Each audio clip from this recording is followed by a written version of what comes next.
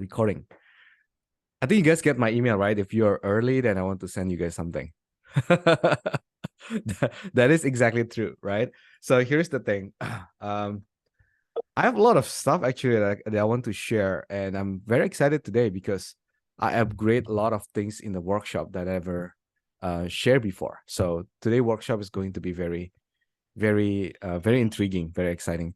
So actually, this is what I want to share with you guys, but I think you guys already have it. All of you here that attending today's workshop, I think you guys have this. Let me share my screen. Let me know if you can see my screen. You seen this before? I think Adrian got it. Seen this before? No. So I'll Maybe it's explain. what you sent to me, but no. Hmm. Yeah, this is a follow-up system. See, this is a tracker that I use myself back then from Team Downlock back then when I was the sales leader in Team Downlock and stuff. So I was creating myself a system how that I outreach to other people and how that I can keep following up with them without having to lose track.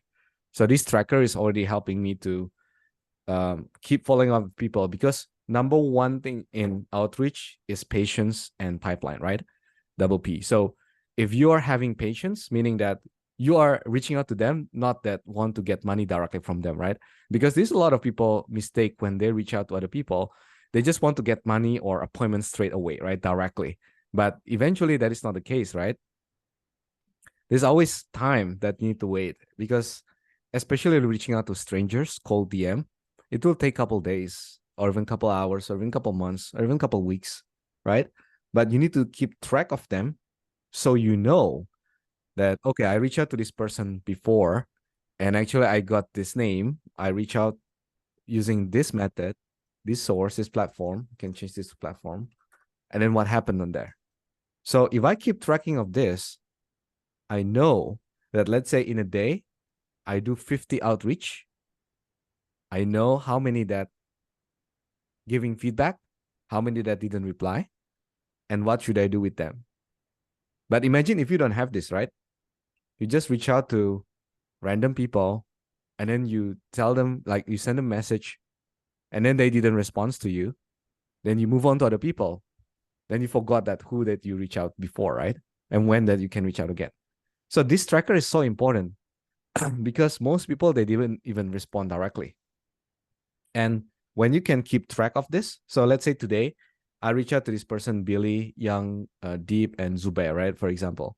Then I put them to the CRM. If I have a CRM, put them the CRM link, put them the email, phone number if I have it. If not, just leave it blank, just the name only. But you know when is the contact date. This is the most important part. So let's say I reach out today, right?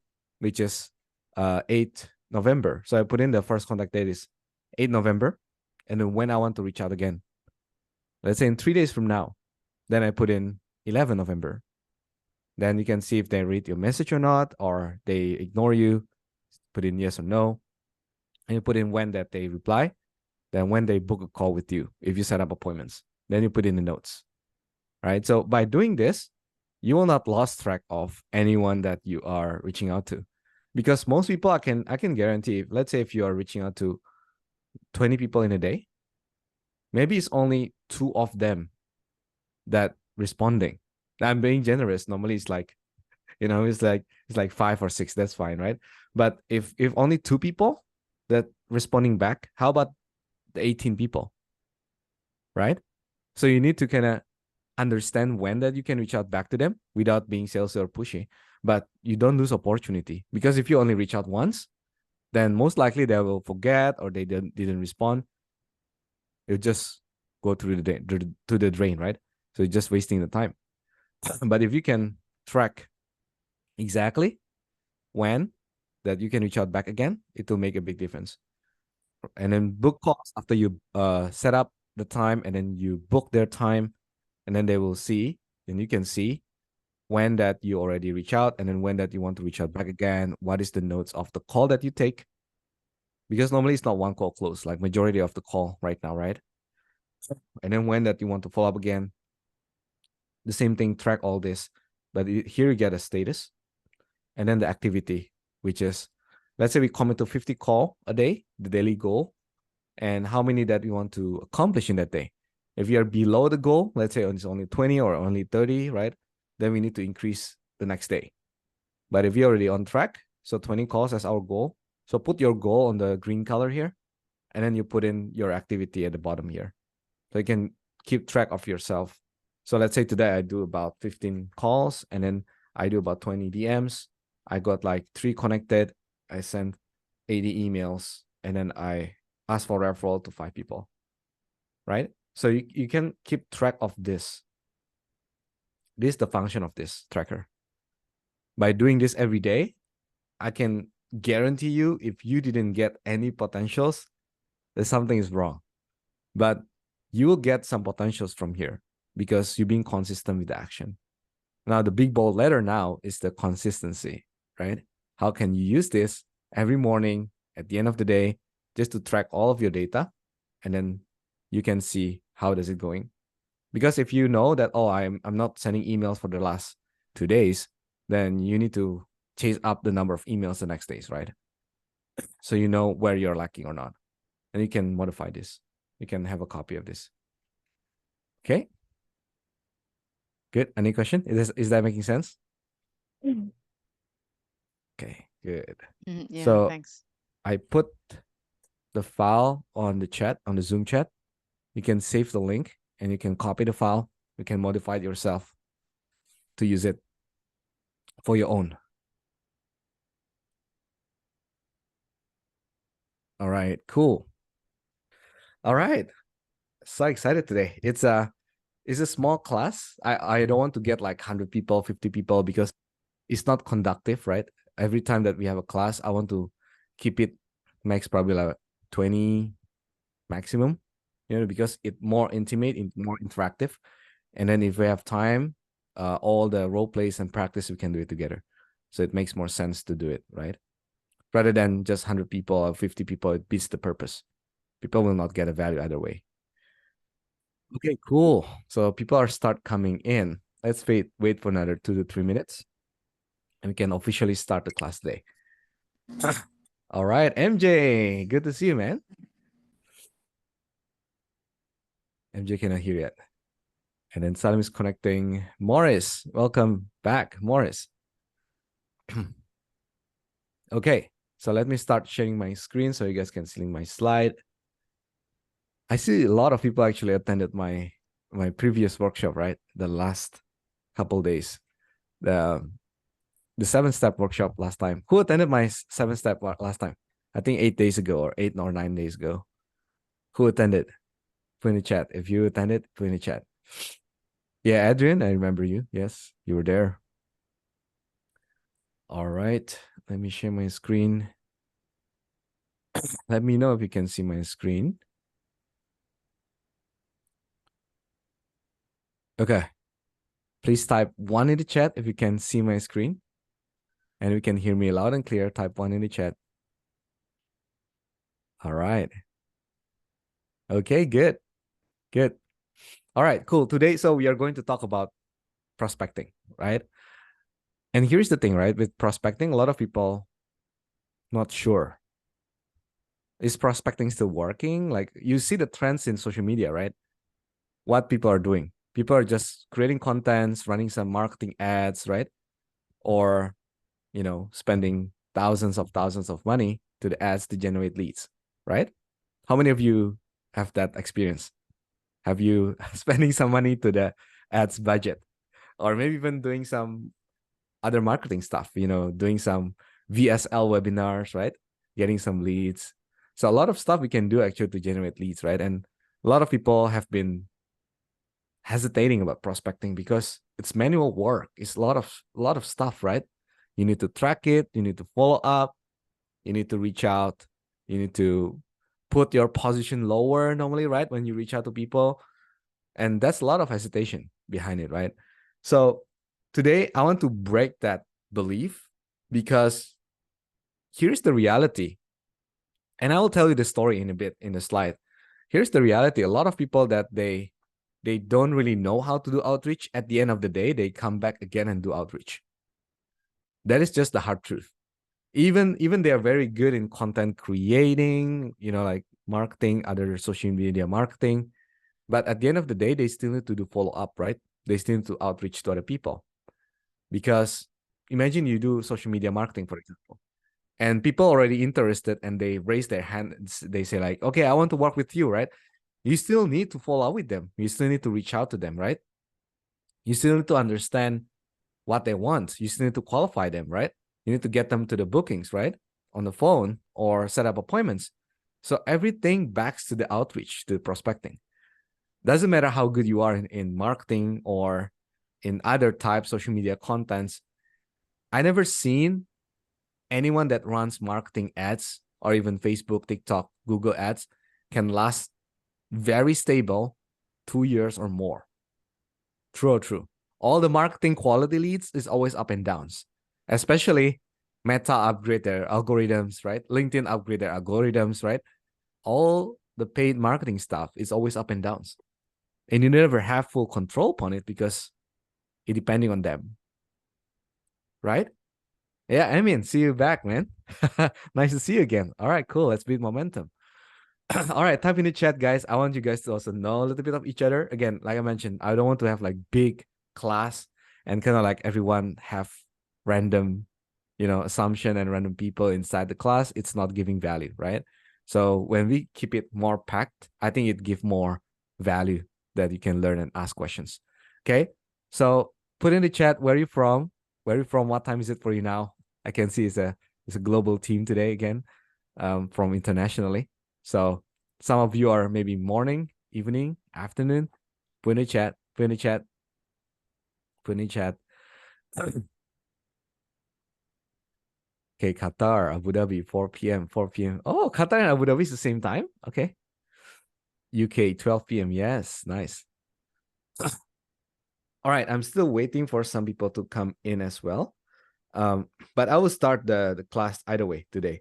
So some people are telling me that they are going a little bit late, and I want to see if they can manage to come in today, because today's workshop is going to be a little bit different. I will share something that I can guarantee never been shared before. It never been shared before. Okay, because I want to share something that is working, and it's not only because I feel that it's working, but it's already been proven by myself. I've been doing the work myself, and I've been using that. So my job is not to teach about the things that I feel work or other influencers says is work, but I needed to explain to you why you do that things, right?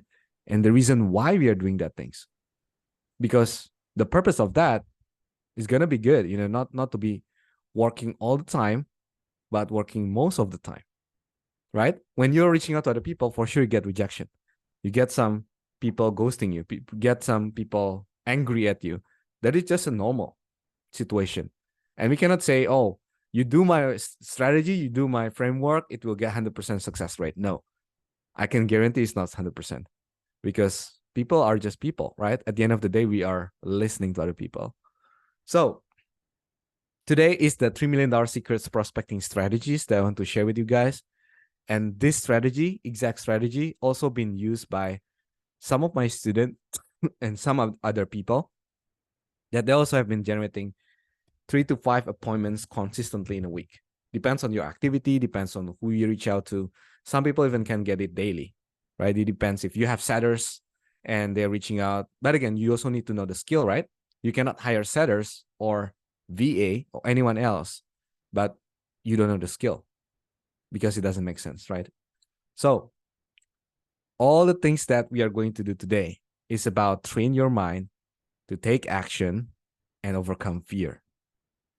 Okay? This is so important, guys, because if I don't tell you upfront, you guys will say, oh, a lot of mindset stuff today, like, oh, this is just about it, just give me the script. Like I don't like about mindset. I don't like about, like talking psychology things. But sales is all about psychology. Sales is all about mindset, right? You get it wrong, then all the skills that you learn doesn't matter how good it is. It's not going to work, right? Especially with people who are just copy paste. Doesn't mean it's bad, but it's not giving you the best result when you copy paste. You need to understand the psychology behind what I'm saying, why I'm saying like that, right? Is all very important. So if you haven't followed my YouTube channel, I want to promote it right now. Follow my YouTube, subscribe to it. Let me drop the link on the chat. This is going to help you overcome the shadow self. I'll go into it in a bit. What is shadow self and why is that so important to overcome? This is the way that it will make you not hesitate more. When you reach out to other people, all our life has been trained to be afraid to other people when we reach out, right? How many of you feel that way? When you want to reach out to other strangers, doesn't matter whether it's DM or calls, you feel a bit hesitate. Like just a slight small hesitation that you feel, can I really do this? Are they going to reject me? Am I going to fail? Right? Those are the fear. And the fear is not real. It's just happening in our head. That's why I'm going to go deep into the psychology stuff, into the mindset stuff today. And I will go to the mechanics after that, which is the DMs, the scripts, and then all the strategy and techniques after that. Okay. So I'll put the big portion on the mindset first. Okay. So I'll share all the knowledge in these 2 hours or even more. I don't know if you have the time. I will stay as long as it needed for you to get the most knowledge today. Okay. And this knowledge is all the things that I use from my experience. So it's not only theoretical. It's not only things that I feel working, but it's really have been used. And it has been proven by a lot of people. Okay. So who wants some resources? And this is also what I promised last workshop, the same thing. If you want to get this, right? Actually, there are 2 resources. If you joined before 8 p.m. just now, I just shared 1 resources on the chat. If you want to, you can scroll up and maybe find the link there. That is about the follow-up systems that I use. And the early bird got that. If you haven't got it yet, it's the follow-up template. Just reach out to me and I will share it with you. Who wants that? Who wants that? But if you are turning on, so this how the follow-up template look like. This is what I use for myself personally. So when I reach out to people, I get their email or get their phone numbers. I put in where the location is. I put into the CRM and I track them. This is everyday stuff. I'm doing this about 20 to 50 in a day. I'm still doing that. And this is just like my regular activities by doing this, right? So you can track where they are, like how many you can book, how many that ghosted, and how you can resurrect that. So stay until the end, right? This is the second bonus that I want to share, which is the DM script. So I think some of you already have it. Like, I believe you have it because you attend my paid workshop before, right? So that is the paid DM script that I want to share for free. If you completing the workshop until the end of this meeting, you have the Q&A section and you stay committed to yourself. This is your reward, okay? You ready? All right, turn off distraction, okay? Be on the camera. Let's make it interactive. If you have any questions, put on the chat. At the end of this workshop, I'll go a bit fast, these 2 hours, so you get all the knowledge that you needed to make result. At the end, you can put in a lot of Q&As, and I will stay until all the questions answered, okay? So the first question is, do you believe in prospecting, right? We have already talked about this just now. I'll not touch too deep about this, but people are saying to me, and until now, when I inviting people to this workshop, they say to me like, why outbound? Why outreach? Why prospecting? Why not just inbound? Who knows the answer? Put in the chat. Put in the chat. If you know the answer, put in the chat. If you're early, I think you heard my answer. But here's the thing, right? You go to the Facebook group, you go to LinkedIn, you go to anywhere, social media, they're just talking about, hey, if you want to close deals, waiting for the inbound opportunity to close the deals. Why you have to reach out to other people, setting up appointments? They're just grunt work. They're just very hard to do, right? It's just not making a result, blah, blah, blah, right? And they can say those words until something happened, right? Who knows the story? I have my close friend, and I think Sonia also know this person. And he is actually from I think he's from Middle East, I guess. And he's running a Amazon FBA coaching. And he was generating $300 million. Saudi. Yeah. And he is having like $3 million, I think, in 3 years. And after that, in 3 years, he just relying all in the inbound leads, right? All the inbound marketing, getting pay Facebook, pay Google, pay YouTube ads, $100 million. This is true story, guys. This is real. And he has 85 closers to close for him. Like a lot of them from ACC, from other group, closers group, they hired it. But they all doing inbound only, right? Because all the marketing doing the prospecting. But after 3 years, Meta changed the algorithm. The ads didn't work anymore. The YouTube didn't work anymore. They collapsed and they deficit $200 million. So all the works that they have been doing for the past 3 years, well, he's still profitable 100 million though. But that's the thing, it's not sustainable. If you only know how to do inbound, that is a good start, right? But who is taking control of your sales process? Are you or the company or the marketing stuff? Because if you cannot take control of your sales process, that is a big issue. Do you agree? Right? Inbound closing is important, but my 1-year-old son, and this is my son, by the way, if you haven't seen him, he start to learn about it, right? It's not something that is crazy, because when someone already interested, and this is the secret, guys, if you can do outreach so well, the inbound is so effortless. If you can do prospecting so well, the inbound is so effortless. I have a 15 minutes call and I close about 3K package. It's just because I know their pain points before even they book a call. And when they book a call, the conversation is just only, oh, what is the program about? Oh, I have this question, I have that question, that's it. And then they enroll. You don't really have to do a crazy inbound closing, like twisting their hands and do all the stuff, because you gain full control by doing outreach. And the closing after that makes it effortless, because it doesn't matter what you are doing, right? Type in the chat if you are what you're doing right now. Are you a sales professionals? Are you a business owner? You're a digital agency? You have a insurance company, or any work that you do? Type in the chat. I want to see what you do. I want to see how many how many of you. Okay, affiliate marketer, insurance agent, digital agency, sales closer. Okay, good. Digital marketing. Yep. Full cycle closer. Yep. So here's the thing, right? If you're doing sales, right, nobody likes prospecting. Nobody likes it. Can you see, like, if I conduct a webinar about how to become a great inbound closer in 2 hours or less, like a lot of people joining in because it's easy, right? But who likes prospecting? Nobody likes prospecting. Nobody likes doing outreach. It's hard. It's tiring. You need to track. You need to be active, proactively reaching out to people, right? It's tough. Needs a lot of practice, right, to achieve mastery. But if you can master this, what will happen? If you can, doesn't have to master it, but be good at it, what will happen? You will unlock unlimited potential, right? I cannot tell you how many companies right now that need a good outbound closer, that need people who can set up appointments and close. Last week, I just rejected about 3 or 4 opportunities from people who are asking me. So it is a very valuable skill.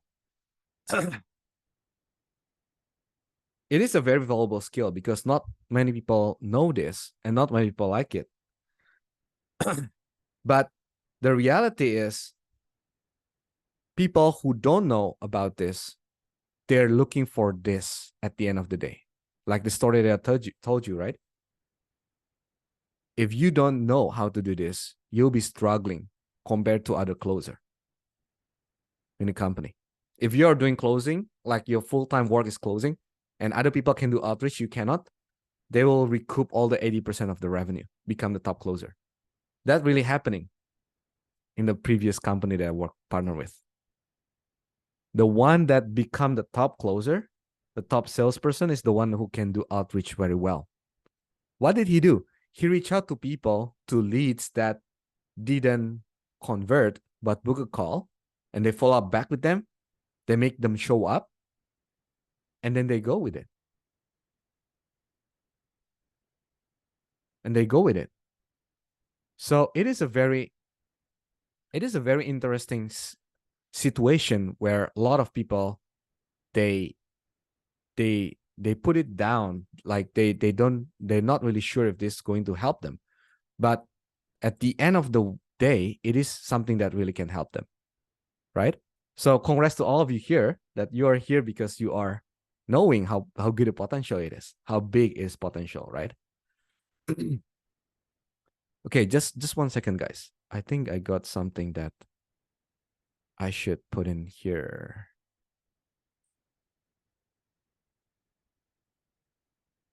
It's just 1 more seconds. So by the way, put in the chat if you are getting value so far. If you're understanding something from this opening so far, put in the chat what you got. What you got? What do you understand so far?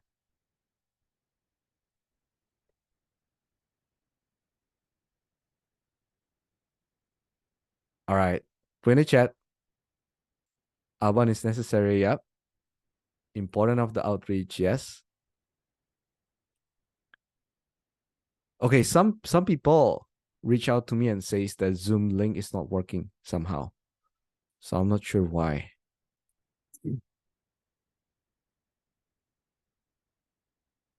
Okay.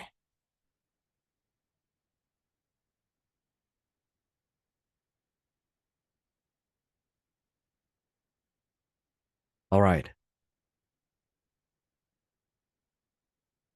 All right. Let's continue.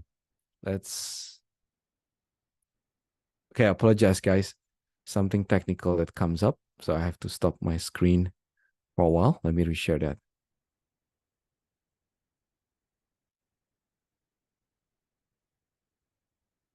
All right. Cool. So I'll go a bit fast, guys, because of the time. It's already 18 minutes in, and I have a lot of things to share with you guys. So I'll go a bit faster. Just pay full attention, focus, take notes if you can, because I need you to ask more questions at the end, right? This is going to be a very important things that I will share today. Cool. So this is the black sheep syndrome question. Have you heard this before? And a lot of gurus, a lot of influencers, a lot of companies saying that, right? How to make $10,000 per month, right? How many of you heard this? How you can be a good salespeople and making 10,000 per month, and just do the inbound, right? This is the black sheep syndrome question. You know what does it mean? It happens occasionally, right? When you are like one out of the 10,000 students that actually be very good and get the right opportunity, and you can make it, right? But what is the reality? What is the truth behind it? Because a lot of people that reach that state, right, they're just gambling. Why am I saying gambling? Because it depends on the opportunity. It depends on what? On the marketing team, depends on meta, depends on what they're selling. So all it dependent on something else. And when you hit the jackpot, then you can earn 10K, right? And let me tell you, when I was doing the closing with some other Fortune 500 companies in US, I made more than 10K for a couple months, and then it dropped to $500. It is that steep because it all dependent on a lot of factors that we cannot control. But the only things that you can control is yourself. The only things that you can control is how that you do outreach, how you do outbound, right? So it makes a huge difference if you know this skill. But here is the more predictable question. This is the reality. How to make 5K per month doing prospecting. This is more achievable, right? How many of you agree? This is more achievable, especially if you are selling your own stuff. Selling your own stuff, right? You have your own like digital marketing or insurance, right? You have your own products. This is very, very achievable because, like, take example, like my student, like he's closing $2,500 and just like 2 in a month, they can get to 5K. Can close 3 in a month. You just need to reverse engineer of what? the appointments looks like, right? You want to get to 5K income, you need to get 1 to 2 closes daily. For example, if you're selling some items that commission based, for example, right? You have 5 appointments per day. You need to do 100 calls daily, 100 DMs daily, and you do 2 to 3 role plays daily. A lot of works, right? It's going to be consistent because it's predictable. But the other hand, people who have 10x lesser income, they just do lesser call. They just do lesser role plays, lesser work to do. They can get lesser income, right? So that's why people invest for transformation.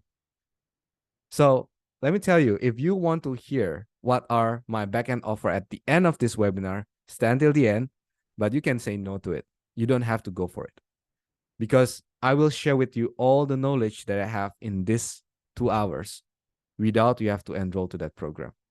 But my program is going to give you implementation. So stay to the end if you want to hear that. But if not, totally fine. You can decide it right now. It's not for you. It's totally fine too. But here's the thing. All the knowledge, I'm not holding it back. If you want to, a lot of guru out there, right, that they're saying like, oh, you want more knowledge? Enroll to my program, right? No, I don't have it. I will not give more knowledge in my program. I give implementation. Okay? So stay till the end. This is the thing. Assumption leads to failure. And I'll give you very clear example. How many of you heard this person? Shakir. Anyone knows? Shakir? He's an influencer. A lot of people know him as the funnel guy, right? And he actually, you can read this. My biggest deals I've closed have come from doing outbound.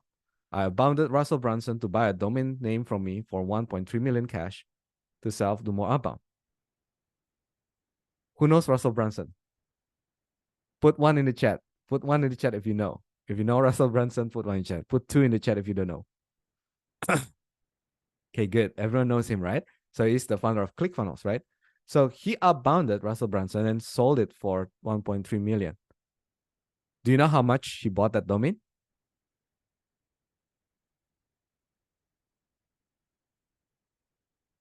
I put in the chat. 5K. Funnels.com. 5K. How many of you want? You invest 5K, you get 1.3 million in return because you're doing outbound. This is a good stuff, right? But again, if he has this, he will not succeed because this preventing him to do the outbound. How many of you assume that Russell Brunson will not pick my call? Russell Brunson will not read my email, right? How many of you assume that? That's true. I even assume that. Who am I that he will read my email? Maybe his assistant and then put it to the junk, right? It's hard to outreach to him, but he made it. Why? Because he didn't have this assumption. Okay. So here's the thing. If you don't know me yet, I want to share a bit of my story. Can I? Can I share my story?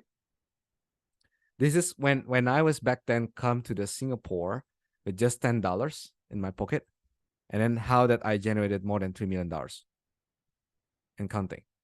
So this story was like, I think it was like six years ago, 6 to 7 now, 6 to 7 years ago. When I just came to Singapore, I have nothing. Like I come from Indonesia, right? And I went to Taiwan to study, and then I go to Singapore. And my mission in Singapore was to get a job, just to get a job. I don't have any sales skills. I don't have anything. And what I did was I go to Google Maps. How many of you seen my screenshot before? I show my screenshot of my Google Maps. I put the pin on my notes on my Google Maps. I think it's more than 2,000 pins in Singapore and small part of Malaysia. And I pin the places in Singapore and I make some calls.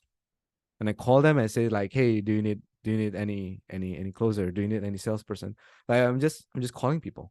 And back then I wasn't asking for sales actually. I was asking for designer because my background is interior designer and architect. So I was looking for a job without knowing what to do and have zero connection. So I was like, okay, then just, I don't know what to do. And I only have 30 days because visitor pass is only 30 days, right? So I just make some calls every day. I make about 60 to 80 calls per day. I bought like prepaid card and I make calls, and I have no skill.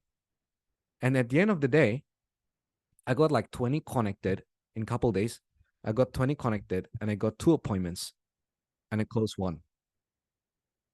I closed one. So I was being accepted inside the opportunity to work with them after I talk with 2 people in the appointments.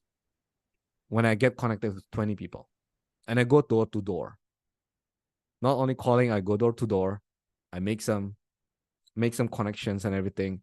I just do it. I don't know the skill. I just do it. And at the end of the day, at the very last day of the 30 day, I got the letter from the Ministry of the Manpower and says that, okay, you're being accepted. This is the last day that I was ready to go back and I cancel my plane ticket and everything. But it's the really last day of the day I can stay in Singapore. And I still remember on that very last day, it was $10 in my pocket because I need to pay the rent after 30 days, right? The rent was 250. And I was sharing 3 rooms in a small room. And I don't have the picture anymore, but it was really crazy because I don't know what to do. With $10, I can only eat for 2 or 3 times. That's it. But then I got accepted and I talked to the boss to stay there for a while until I ramp up my sales and I made it. So without doing the outbound, I didn't even know how I get here. And after that, that's the momentum. My first mentor was my boss in Singapore.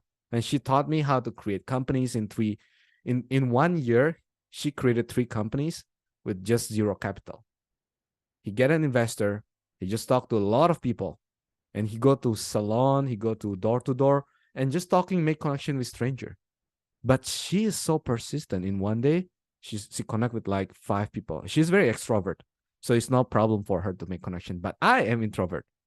I have a lot of problem, a lot of issue connecting with people, just like getting deep into it. But now it's so much different situation. So this is my experience. I was a sales leader at Danlock Inc., sales director from Advisor Inc. It is a former of the Fortune 500 companies. And I was working with multi-billion-dollar company right now. I'm still working with them in investment and luxury private jet company in US and UK. So a lot of stuff that I'm doing is all virtual. I'm not doing it. I don't have to go to any office. I don't have to travel to anywhere, but everything is virtual. How many of you want to work more like this? More virtual, you can get more opportunities. You can open your doors. But here's the thing, everything starts with outreach. I cannot get here without outreach. I cannot get here without outreach. You think I have a lot of connections and then they just offer me the work? No. Everything starts with outreach. How you build connection with them, how you outreach to strangers. And that's the beauty of it. When you have the skill of outreach, you can outreach to the company. You can outreach to anyone you want to sell your outreach skill. Right? So you are selling your skill by demonstrating your skill. And that is the total selling, right? Because selling is just talking is cheap. But when you can demonstrate that to other people, that is the highest leverage. It's called the demonstration. If you go to YouTube and you can find my outreach outbound call, basically my prospecting call on YouTube, I'm uploading more right now. I'm starting to record myself more and uploading more to YouTube. You can find my video there. I'm doing some calls to companies just from Google Maps and phone. That's it. That's what I need. You don't need a lot of fancy stuff. But of course, calls is not for everyone, right? You know, if you are more kind of like, oh, I'm not preferring calls, I just DM, like totally fine. You can do DMs, you can do emails, everything to reach out to other people. But you have to do it, right? Cannot just by think about it. So this is the next lesson that is so important. I never said I don't like sales calls. I don't like shitty sales calls. But of course, I do like great sales calls. You know who said this? One of the CEO in the big enterprise company in Malaysia. He said to me, you know, sales calls is bad if being made by bad people. If they don't know how to do it, it's very shitty because it sounds like bad pudding, you know. But if you do it good, they like it because they are doing sales. So if you be different, if you be unpredictable, you own the game. Nobody likes prospecting call, but the great ones, that will break the pattern, right? And it's all about calls. The same with DMs. If you get DMs every day from people pitching you, and suddenly you get one that is so different, that is refreshing, that is adding value, not just pitching, you feel good about it, right? So these are the 10 reasons why prospecting fail. And I've been asking this so many times to a lot of people, a lot of different people. So put in the chat, which one do you feel in your situation right now? Now, caution, this is changing from time to time. Sometimes you feel maybe it's 3, 8, 9, maybe it's 3 and 7, maybe it's 10, maybe it's 9, maybe it's 2, maybe it's 1, but it is changing from time to time. Depends on where your level is right now. So put in the chat which one that you feel that you have this have this issue right now. I can see a lot of people will have 5. Yeah. Put in the chat the numbers. Lack of consistency. Yeah. Put in the chat. Because if you can overcome this, you will be in the so much different levels. And I need you to be aware of this. Okay. I'm just say 2, 3, 6, 8. Okay. If you need to choose one, which one is the most relevant? Okay. Some people said 3, 10 and 5, 10, 2. Okay. Good. Good. Makes sense.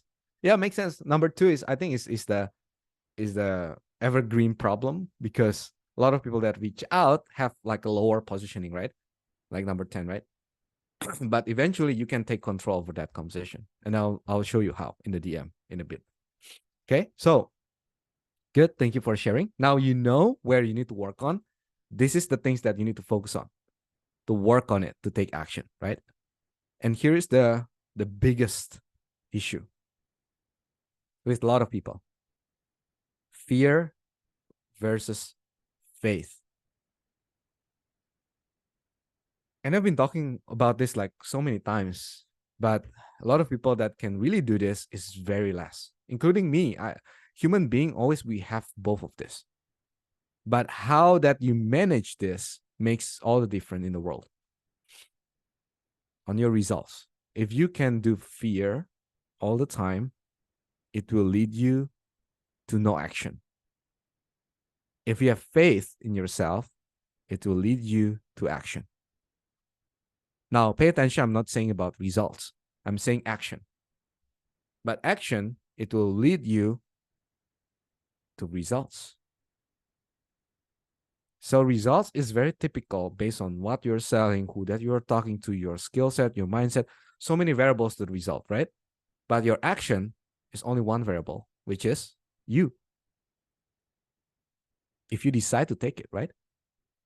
So fear is false evidence appearing to be real. It's just something that is not real, but it appears to be real to a lot of people. It's so much real. And I'll show you in a while why. And faith is a foresight anticipating incredible things to happen. When you have faith to something, imagine this. Just imagine, if you want to close your eyes or not, doesn't matter, but imagine this. If you are having 100% of success rate when you're making calls or when you're typing DMs or anything, if you have 100% of success rate, they will respond to you. They are positively engaging with you. They want to book a call with you. They get value. They closed. They pay you money. They get to the appointments. If you have 100% of success rate, will you have fear? Will you be hesitate making that call? Will you be hesitate doing that DMs? No. That is if you depending on the faith, because you trust, you believe on it. But there is no 100% for sure in this world. So there's always fear, there's always faith. It's just how that you manage that. Okay? And this is the reason why. Okay, pay attention to this. You never seen this before, but this is something very important. See on the left, how that you use your energy is so important. Your energy is limited, right? Energy is limited in a day. But a lot of people, they use the energy to get what? To get stress, anxiety. before making the calls, before putting that DMs, right? They are use the energy for the stress, the anxiety. How many of you like feeling nervous, like the heart rate is pumping before making the call, or even DMs? Doesn't matter, DMs, cold emails, or phone. Like this anxiety is taking so much energy and focus rather than use it. So you will feel tired even before make the calls. And I've been working with one of my company of the company. I think it was in UK, in Norway actually, and there was having the team that making calls, but between calls they have like 5 minutes gap, and I was asking like what happened at the 5 minutes gap. Nothing. We just gathering some energy to make the call. And I was like, so all the energy that you use is between the call to make the call without making the call. Can you see it? Like how you use the energy. If you focus on the fear, you use the energy to something that is wrong. That's not even making the call. That's not even making the DMs. Because overthinking. To focus on that because it was too real for you. But for people who focusing on the faith, the belief, even though they don't know if there's going to be success or not, but they have 100% belief that I will make it. Even though there's a chance for failure, doesn't matter. I will just do it. And the energy it will be used inside the call. And Tony Robbins actually told me this, right? When you go to the cold shower, right? You want to take the ice bath.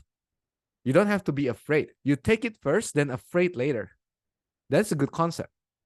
You take the ice bath first, then you can feel afraid, you can feel cold, you can feel anything after you take it. But take action first. Make sense? This make a big difference. You will get rejection on a call, that's fine, but pick up the call and press dial number first. Make sense? Like you will get rejection on DMs, but send a message first and fear later. You can edit the message if you want to, but you need to do the action first, then feeling following that. Okay? So that is so important, so critical. I want you to get this. Now let's continue. The sales behavior. Okay, so go a bit fast here. 3 types of salespeople. And I think you know this very well, right? First salesperson type is a order taker, the order, right? You go to McDonald's, you go to Starbucks, and people will say like, hey, how can I help you, right? It's the order taker. So you need to change your language. If you don't want to be perceived as this type, don't say, hey, how can I help you anymore? Because that's customer service type, right? And you feel like it's bugging you because it's like the order taker, right? People will not like it. People will like it into some degree if they are serving you for food or like restaurant, right? But they already know you're going to pay some cash. You just need to select which one, right? That's it. Oh, I want 2 burgers, 1 fries with 1 soda. All right, it's $27. Okay, thank you, sir. All right, done, right? That's transactional, the order taker. Second is the server. If you go to the restaurant, the high-end cafe, they say like, hey, what do you want to order? They show you the menu, right? And I will tell the story again. I got ads showed to me. There's the real estate ads. And I was wanting to invest in one of the property in KL, in Kuala Lumpur, in Malaysia. And she was just I think it was months ago. And she was showing me like an ads, like there's like a one person that's showing, oh, nearby to the MRT, you have this, you have that. I feel like, oh, that's pretty good investment. And I was like, opt into the ads. What happened is I wait for 3 days until she messaged me on WhatsApp and just saying that send me 27 messages. Can you imagine that? 27 messages without asking me any qualifying question, without knowing me anymore. Just send all the stuff that she has. Oh, you have this, you will get that, you'll get this, you'll get this, you'll get this. This is the server. Like just showing you all the menu that I have that I'm selling. Choose which one. When you're ready, tell me. That's how the server look like. And you don't want to become this type of salesperson if you're selling high ticket, especially. If you're selling like software, right? You can do like this, like, oh, just use our trial and see how it goes, right? It's easy to do, but it's not going to close the deal. And the third one is the closer, right? Inbound, outbound, doesn't matter. The closer is the one that you want to be because it's high ticket. You get a high commission, you get a high income, high paying salary faster. Second It's elegant listening, more expertise based rather than the other two. It's where your aim, your image to be, right? But doesn't matter if you don't do it, you will not become one. So again, take action to do it, right? Okay. The next question.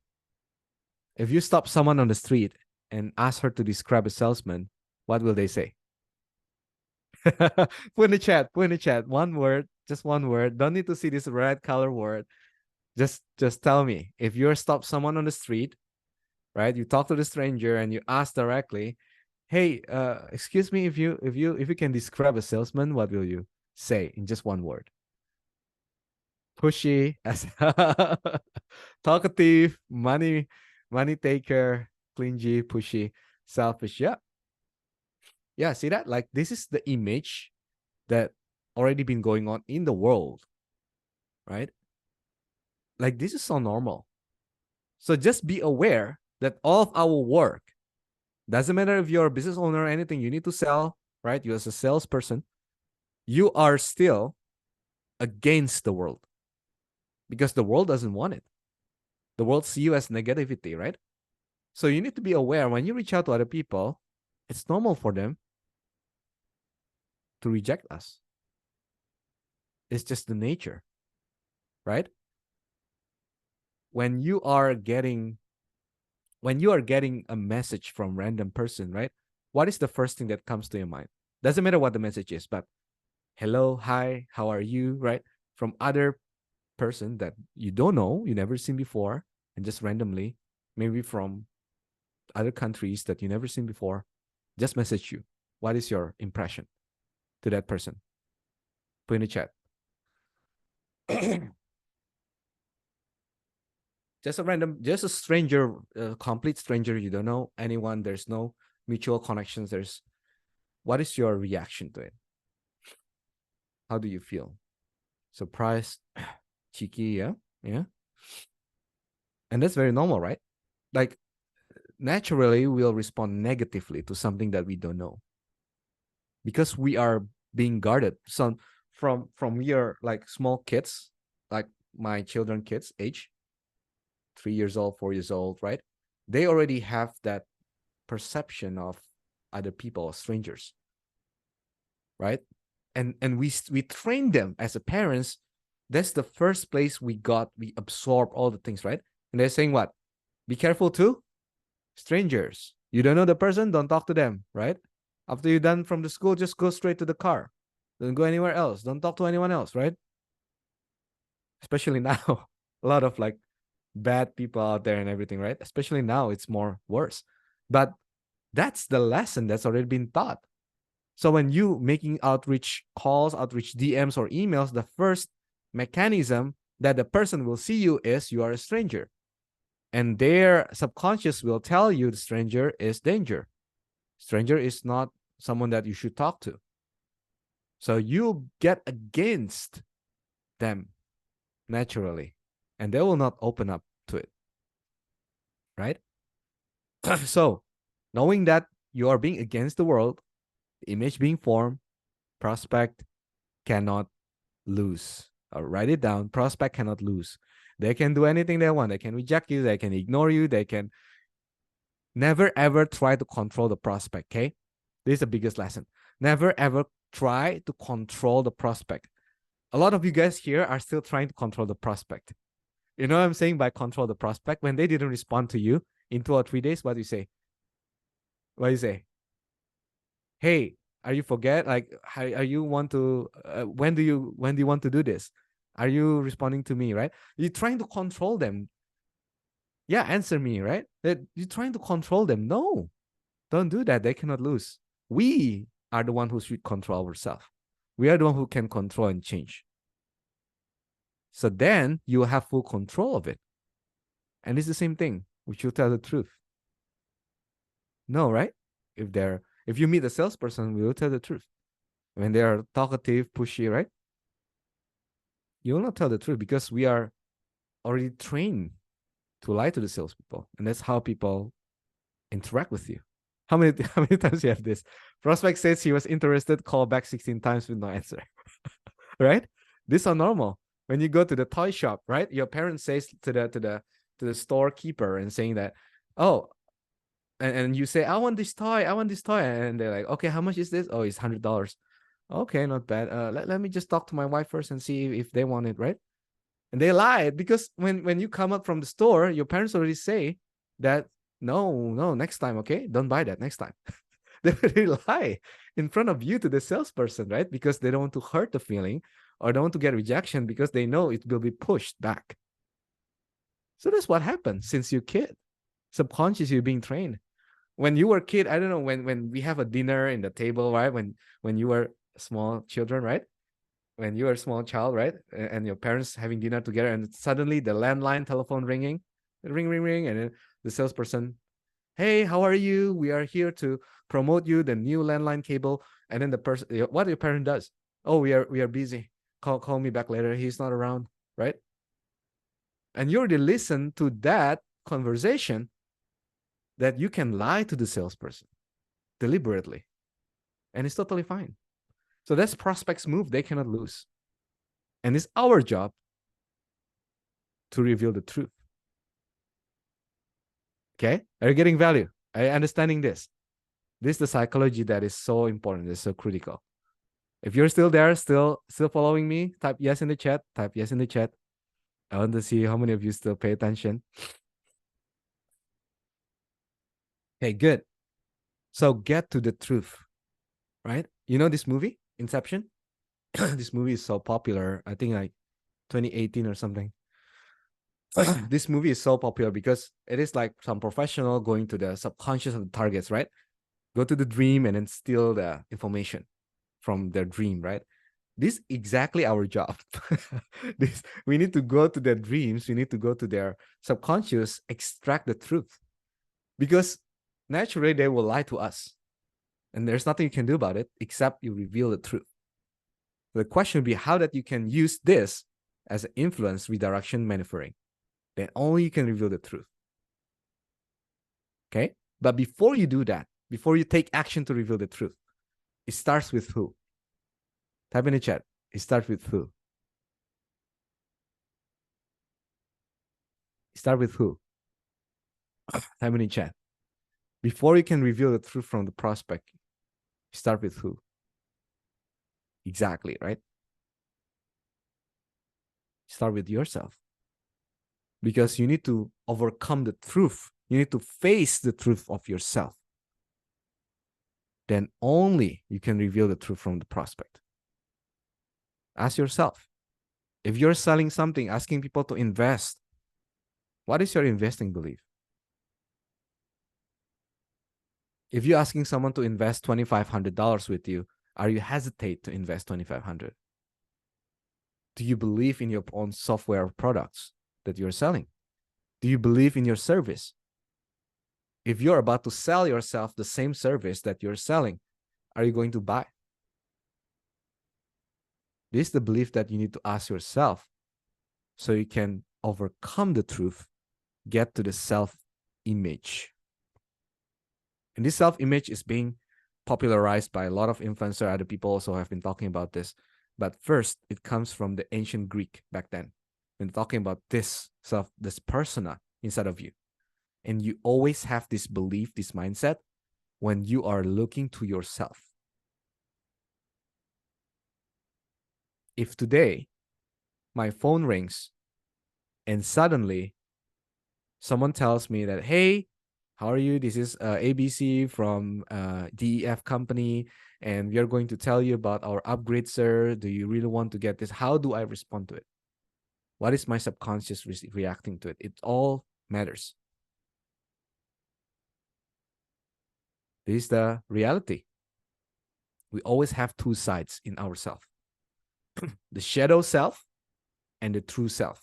And some people say this is very deep, and this is something that is not everyone wants to talk about because it's hard to talk. And even I talk until today, I still have a lot of hesitation. I still have a lot of shadow self inside of me. But again, how you manage it is the most important. So just remember, you always have two sides. And you need to ask yourself which one that you're listening to every time. Every time. The shadow self or the true self. Let me prove it to you. When you want to make the calls, or don't say make the calls. Let's just say when you want to post on social media, you know that your post is so important. You know that your post, it will make a big impact to outside. You know your post will get some comments, but there's some hesitation. Should I do this? Maybe people will judge me. Or should I do that? Or is this going to be better? Or should I? That hesitation is building up. The shadow self is majority of people that controlling. When you feel hesitation, when you feel doubt, when you feel fearful, indecisive, negativity, pessimistic, no action. And when you choose to get no action, it's already an action, right? You know this. When you need to decide, should I make 50 DMs today or should I just do nothing? When you choose to do nothing, it's already the decision that you lose opportunity of 50 calls today, right? Go back to my story. If I didn't make that 60 calls per day, that I didn't know how to do it, maybe I'm not here today because I wasn't able to get that first job on my last day in Singapore. That is like opportunity cost that missing when you're listening to the shadow self, right? And some of us, it's so good that listening to the shadow self because sabotaging you. I will just do it tomorrow. Oh, today I make 5 connection. I should do it 10, but let's do it tomorrow. I will make up tomorrow. What happened tomorrow? It didn't happen. You promise yourself, I'll do it this week. This week, I'll chase up with 100 DMs. What happened this week?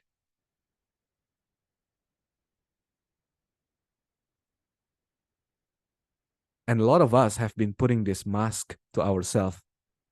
Subconsciously, we are lying to ourselves. Do you realize that?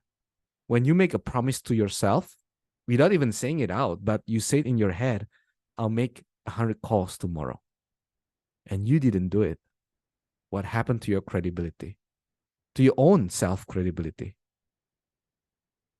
You feed that shadow self every day without you knowing it. You feed that with that negativity, with that over promising to yourself, without keep the promise to yourself, with hesitating to yourself. You feed that every day.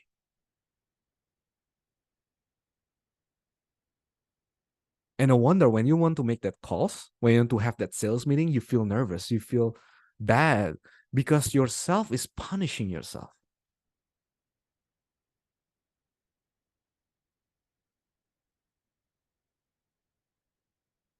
And you have that hesitation that is a cycle that you feel bad about yourself. And that subconscious affecting you to take action. And there is no action, it gives you even more deeper to the bad situation, getting worse. When you cannot, you see that cycle. Number one, you feel bad about it. Number two, you feel no action. Number three, you overpromise because you want to take action. At the end, you didn't take the action. And it becomes a cycle. You cannot break that cycle. And some of you have been doing this so long for so good until you thought you are your self. Until you thought that I cannot do that, cannot do this. I gotta give up.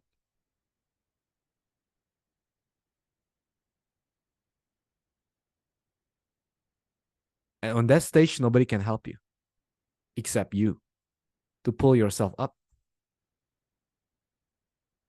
Because this is like a spiral loop. It's getting deeper and deeper every day. And you feed that subconscious.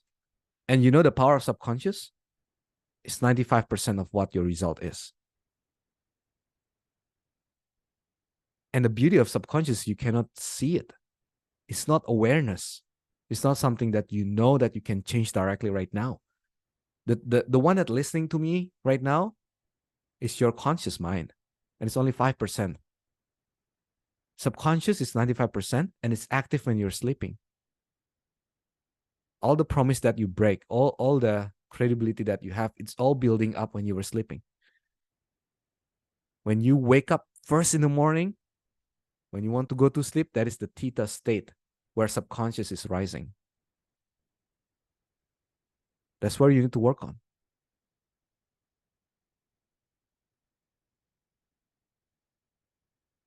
But if you're listening to the true self, you'll have conviction, confidence, believe you can do it, decisive, positivity, optimistic, and take action.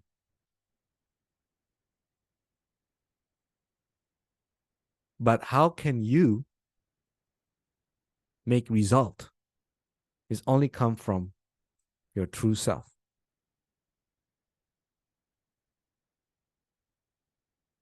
Now, it doesn't matter what you do in life. Take example, any example you can take. You want to cook dishes, cook rice. If you're hesitating, you're not sure, pessimistic, no action, can you make the rice? No. Here's the simplest example, right? If you put your hand like this and you want to switch it, you want to flip it, it's easy, right? Why? Because you don't have shadow self on this. You're just like, well, it's something that I can do every day without thinking. But if you have shadow self on this, you cannot even flip it. I'm not sure I can do this. What happens if I can do that? Right? Doesn't matter. It's DM, cold emails, or it's all reflecting to your copy, to words that you use. The energy is all here. And some of you already been so good at listening to it, you have mask you put on. When you talk to someone, you have this mask. You talk to anyone else, you have another mask. And you feel lost who I am exactly. Like this. You lost who you are. Subconscious taking over you. That is normal, but with shadow self or true self.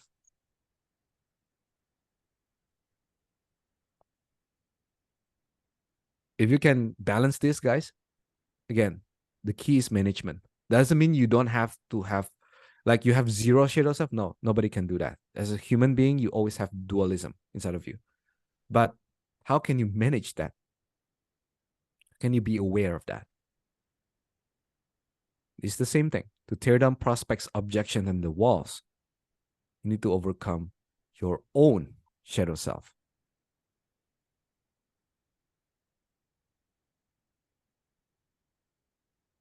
Look at the mirror. How many of you see the mirror today? Saw yourself in the mirror. Who do you see? Do you see Adeline? Do you see Sonia? Do you see Salim? Do you see Lucas? Do you see Amin? Do you see Mohammed? Do you see Adrian? Is this yourself? Are you looking at yourself? Is that you? What is the first word that comes to your mind without any filter? Only you knows it when you look at the mirror.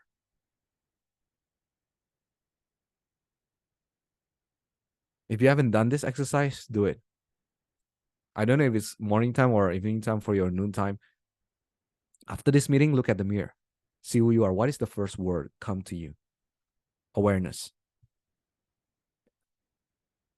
Is that your shadow self talking or is that your true self talking? The only way you can get to the results is by putting your true self. And your true self can only come out if you're aware of it, you practice it, the subconscious know it. But it's not easy. It is a self-image concept. So deep. It takes some time. But when you can do it, you keep doing the exercise before you sleep, after you sleep, after you wake up, see yourself, who you are. as a true self. I cannot emphasize how important this is, guys, because all the skills, the mechanism, it will follow if you know how to do this correctly. Okay, let's go to it. This is now more to the mechanism, the purpose versus the outcome of prospecting, of outreach. Okay. Okay, recap. I think a lot of people know this. What is the purpose of prospecting? What is the purpose of prospecting? Which one is more important, guys? The purpose or the outcome? Type in the chat. Some of you know the answer. Type in the chat. Which one is more important? Purpose or the outcome? Yeah, someone says outcome. Someone says purpose. Okay, good. Good, good. Let's see. So the purpose of the outcome, sorry, the purpose of the prospecting, of the outreach, is to really get someone emotionally moved. So whenever you do prospecting, whenever you call someone, whenever you follow up with someone, whenever you do outreach, call, DMs, email, anything that you do, from now on, remember that you need to move them emotionally. You need to move them emotionally. Okay? Don't think about, oh, I need to set up appointments. I need to get the money. I need to get them booked with me. Doesn't matter. Don't think about that. Think about them, how that we can move them emotionally. If we can do that, the focus, it will shift. Instead of focusing on the outcome that, oh, I need to set up appointments. I need to be accepted. I need to get the money. No, that's the outcome. But your purpose is to move them emotionally. If you fail to move them emotionally, don't even think about setting up appointments, close the deals, anything. You will not close. Okay? So here are the steps. Every battle is won before it's fought. And this is the book that I read, Sun Tzu, in the business setting, how that you can prepare yourself to win the battle. Okay? Ready? This is the easiest, simplest way to do. Set up your profile correctly. Okay? LinkedIn, Facebook, Instagram, anything, do it correctly. Right?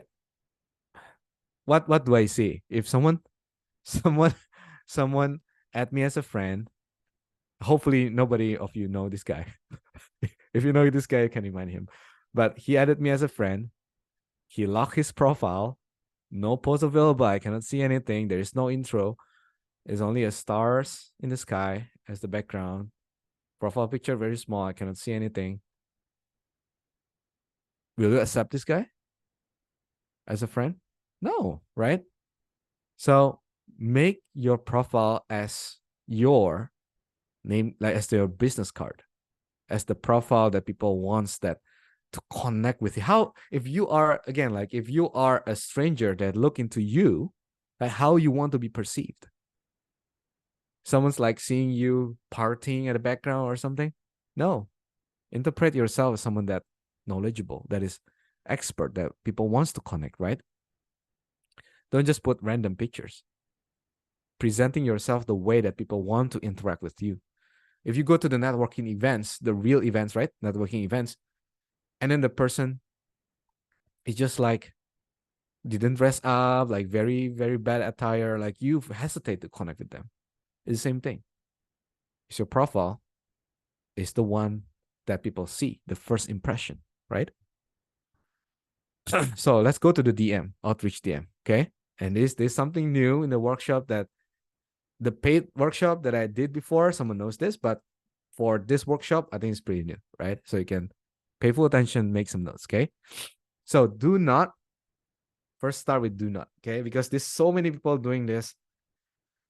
And I've been like, I don't know what to tell you because too many people are doing this. And if you do this, I can guarantee you become as an average salesperson and nobody wants it. Okay. Don't be like a scammer and pitching things around. How many of you know?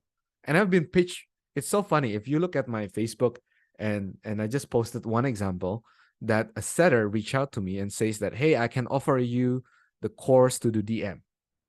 And I was looking at to his DM is like 0 out of 100. So what he did, he actually copy paste all the script without context, without anything, and put it in front of me. Says that, how about if I can help you to generate 3x leads without have blah blah blah blah blah. You can put this link and then you will understand. If you are interested, you can book a call with me, blah blah. And this long. And nobody read that. So do not show yourself like a scammer when you're reaching out to people. Don't be perceived as copy paste. And then don't overthink the message, because you never send a message at the end of the day, right? And stop using the words like this. A lot of people don't know this, but this is, either you believe me or not, this makes difference. Okay. Either some people will say like, but this is my style. Like, I'm just excited about my stuff. That's true. It's you, but not them, right? Imagine if you just walk around the street in your town and suddenly someone comes to you like, hey, awesome, man. Hey, this is my name. And do you want to connect with me? Like, super excited like that. And people are like, who the hell are you, right? What's wrong with you, right? Because you don't know them and they don't know you. Now, it is a different scenario if you already know the person, right? Like if me with like someone that close, like let's say my close friends or even your business partner, right? Like, hey, awesome, it's a great day, right? That's okay because you know them already. But it's a stranger, a cold person that don't know you. You don't know them. Like, why are you expecting to be so excited? Right? Awesome. Like, even worse, some people say to me, like, awesome, awesome, like double, double or triple. Yeah, awesome, awesome. It's a good day. Yeah, awesome. What is wrong with you? Right? It's not good. This is like very salesy. Like, people will perceive you like you want to sell something, even though maybe you're not. But people cold will perceive you this, except they're already warm, they have rapport, like it's okay. Like a friend, hey bro, what's up, man? It's a marvelous day. Yeah, it is. You can do that. It's fine. But for the cold, don't. Please don't. Okay? So avoid this opening also. Don't do like this. Like, hey, do you guys offer, do you guys offer what example? Like gym sauna membership, or is this the best place to ask questions? Awesome. Do you guys have any slots open? Don't say these words. You know why? Because you don't want to be perceived as customer, as a prospect. You know why you don't want to be perceived as a client? Do it yourself. If someone asks you, hey Adeline, I want to, are you offering some insurance package? What is the first impression that comes to your mind? This person is wanting to buy, right? So why you should ask that way? Because if the person, and what happened if you're already expecting the person want to buy and eventually they want to sell you something, what is your perception to be look like? Disappointed, right? Angry, like, why are you pretending to want to buy my things but actually you want to sell me things, right? You angry, like it's natural, because you come with a different perception. And don't do that. A lot of people are doing this. Like, hey, can you handle 3 to 5 clients in the next month? Like, it looks like you want to give them clients, yeah, literally, but you want to sell them something first, right? So don't do that. People will be like, nah. It's give bad impression. Don't show up looks like you're a customer, but actually you want to do business with them. No, it's a bad taste. Okay. Don't do this. Okay, this one example. Hello, I would like to share a simple business strategy to enable earn passive income daily mining crypto without sending me or anyone funds. If you're interested, kindly reply. Maybe even he's legit. Like, don't do this, right? Don't sending overwhelming machine gun messages. He sent me about, you see the scroll? I didn't talk at all. Like, he sent me all the messages. It might be useful for you to know about this blah blah blah because the challenge is interested. Which one is your choice to get a slot? Overwhelmed messages. I don't see this. Wasting time, right? If you're reaching out, especially to someone that is business owner, that is important, keep it short, sweet, simple, and valuable, right? So what are the principles? What are the principles? Always personalize this. Fine line balance. Don't be like, oh, I heard that you have I heard that your wife went to the trip last year, and how was the trip, and what she was eating there? Is she already doing fine? Don't be too like over personalized and the person scared. Like, did you know my wife? Literally, no, I don't. So why are you asking about my wife, right? Don't be too over personalized. Some people doing this wrongly. Like, hey, sorry that you're a dating coach. How is your dating so far? How many dates do you got in a week? Like, you ask too many questions. It's too personal. It's weird because you haven't been close to them yet. But in the fine balance, is fine. Like, hey, saw your wife just had a baby. Congrats, man. I'm happy for that. It's good. Then you move on to the questions. That is building good, genuine rapport. So don't be overreacting, right? Always send a voice message. This is so many people missed it. And I don't know why so many people doesn't want to use this. For me, I don't send voice message anymore. I call people. But if you hesitate to call people, just send voice message. Voice message is always good, but you need to use it appropriately. What does it mean appropriately? Don't use it when you open a conversation. You send voice messages like 5 minutes. People will not hear that, right? I will not waste my 5 minutes listening to strangers that talking to me about things. No, keep it simple. 10 seconds, 7 seconds, 15 seconds, the most 20 seconds. Don't talk about so many things, but they can hear your tonality. They can hear your curiosity. They know your character. It's so big leverage you can use. Doesn't matter. This is LinkedIn, Facebook, Instagram, TikTok. You can use it everywhere. The same thing. Okay. And then one chat bubble per sentence. Do not over texting. I've seen a lot of people that a chunk. I'm not reading that. I'm not reading that. They're telling story, they're telling stuff. No. If you want to send longer, use voice message up to 20 seconds, right? That's it. But send like one bubble at a time. If you want to ask a couple things, be patient. Ask one thing. Wait until they reply. Ask another thing. So many people ask three things in one sentence, then they lost the purpose, right? Number 4, empathy with patient, not harassing. If they haven't replied you in one day, wait. In 24 hours, wait. Don't be like, hey, you see my message? Hey, are you there? Hey, are you still with me? Like, don't follow up with those messages. That is no value if it's still 24 hours. If it's already more than 48 hours or anything, you can do your own way. Like, it's okay to follow up with them. But don't harass people, please. I know someone that every 1 hour sending like, are you there? You see my message? Can you reply? No, don't over demanding, right? But in 24 hours, 48 hours, that's fine. Okay. And then 80-20 rule. Talk about them instead of you, even though they're asking about you. This is hard. This is hard. Not many people can do this. You see my example, this?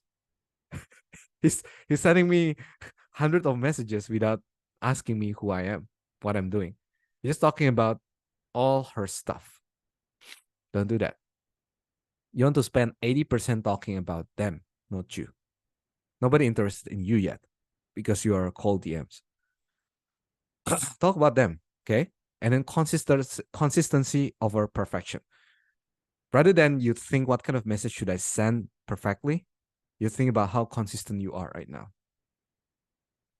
If you're not doing your consistency, you lose them over time. Okay? And I'll show you why in a bit. And then don't be a people pleaser. Be the expert that approachable. If you're being too people pleaser, what does it look like? Those words, right? Awesome, great, yes, right? Don't do that. Be an expert and approachable. If you went to the doctor specialist, they never say like that. Right? Oh, awesome! We need to check your backbone next next Friday and do some chemotherapy. They never say like awesome, like great, right? No. So be expert that approachable. Okay, so this is the step. Okay, can take a screenshot. They can take a notes on this. Personalization. First thing you can say, hey, Sonia, so you are a friend of Lisa. Great to connect. That's it, right? Don't don't be too long. Don't be out of context. Put something that gives some context. If you cannot find anything, just a complete stranger, just say, Just say, hey, Sonia, so you are an entrepreneur, create to connect. That's it, right? Then build rapport. And you say, oh, so that you're an entrepreneur, what exactly you do? You say, so you are a dentist. What are you specializing in? Right? So you ask more detail about their title or their job. And paint statement. Now be careful doing this because it has to be delicate. You cannot be too pitchy or pushy about this because it sounds like pitching, but actually it's not. So take example, right? Oh, okay. So I have many friends who are gym owners, and normally 90% of them are. Oops, what happened with this? I lost my screen suddenly. So let me reshare. 1 second. Let me reshare my screen.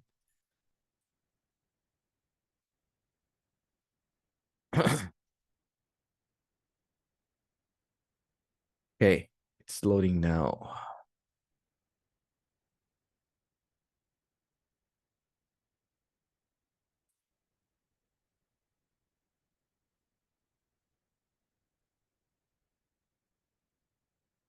Oh, it's failed to share. What happened? Let me close again and share it. Okay. Okay, can you see it again? Type 1 in the chat if you can see it. Type 2 if it's still error.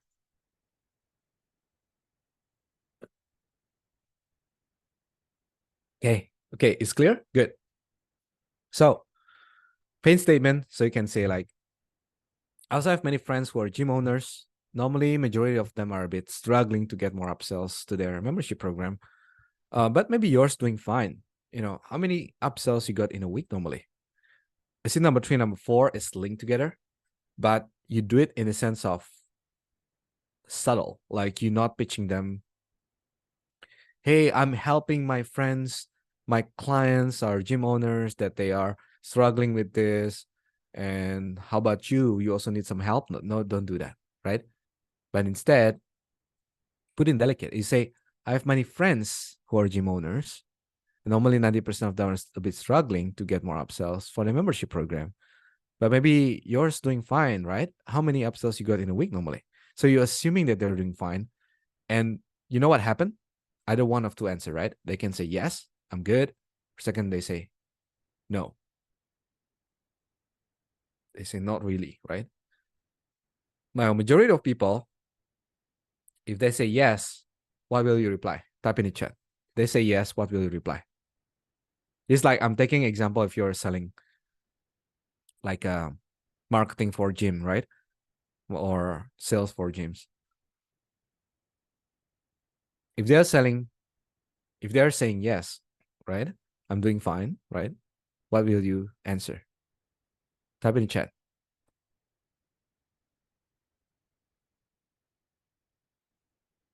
Anyone else? Take a guess. Sonia, have you looked getting something? Said, no, don't pitch. It's pitching. No, don't pitch. Don't pitch.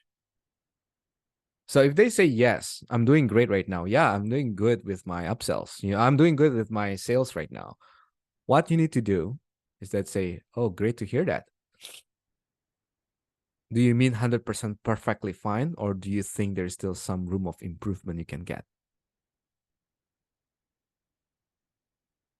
You see that? I'm validating their statement by saying that, oh, are you perfectly fine? When you're saying, yeah, I'm doing fine. Is that really fine? Or is that something that you still can improve? Or is that okay, but you still feel something that is able to improve more? Again, if you use voice message, can you see the difference? Text and voice, so big difference. If you can, when you're doing something like this, more sensitive, like a little bit of asking them personalized question, use voice message. It's much better. Don't just type in because it also be lengthy, right? Use voice message is like 10 seconds. Yeah, Lucas say want to go for more, sky's the limit. Okay, that's good. But it sounds a bit pitchy, right? People is like, oh, what? Right? Like tone down a little bit. So this is where the empathy really comes in. There's a fine line, fine balance, and it's hard to say. You gotta have to feel it, right? But there's a fine balance in between, like you pitching or you're not pitching, right?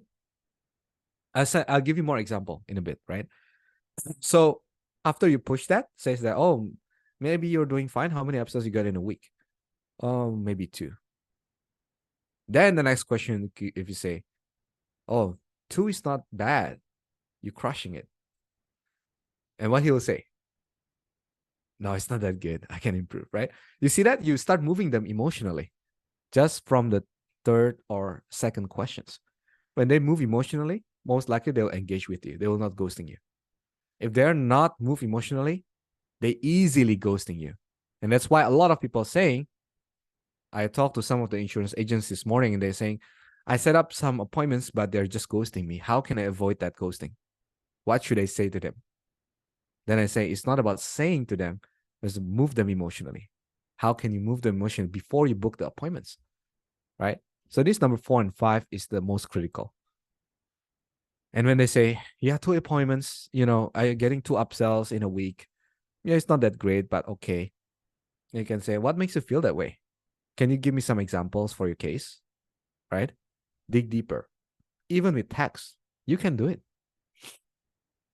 Again, voice message is the best, right? But if you're not using text, you can do it still. Getting them to the level 2 pains, level 3 pains. Then after that, then you say, okay, I don't know if we can help, but let's pretend we could. Would you want to get to the meeting? Number 6, a little bit different. Do not ask them to invite you. Like I always teach, invite them to invite you, right? For the text, it's not really working well. For the phone or for the voice message, yes, you can do that. When you have your tonality, you tone down the tonality, sound disinterested. You can say, for the number 6, you can say, would there be any reason you will not invite me for 45 minutes call so you can figure out what is the best choice for you? That's fine with the voice. With the text, it sounds so pitchy. You cannot do that as well. All right. So again, text is a little bit delicate. You gotta be careful. The fine line is there. Number 7, you want to change your mind, right? So you do the prevention for them to not ghosting on you. Okay, cool. So best practices example, right? Is how you reactivate your lead or your friends. Like you been sometime you didn't talk to, right? And then you suddenly pop up again. Don't say like, hey, how's it been going, right? It's too generic. Be specific. When you say, oh, congrats on your feature article on 10 leading coaches in LA Weekly. All right, and then we strike conversation again, right? This is like my old friend, like 3 to 4 years ago. The best way to do this, look at the news feed or look at the LinkedIn feed, right? The stories. Anything you can strike some conversation, strike from there. This is the best rapport. Oh, congrats on this, congrats on that, right? That's the easiest way. But don't overdo it. Okay? Avoid ghosting. Never assume that they are ghosting. A lot of people assume that, oh, they didn't respond to my message, they're ghosting me. No, they're not. They just forgot to respond. They just forgot to respond to you.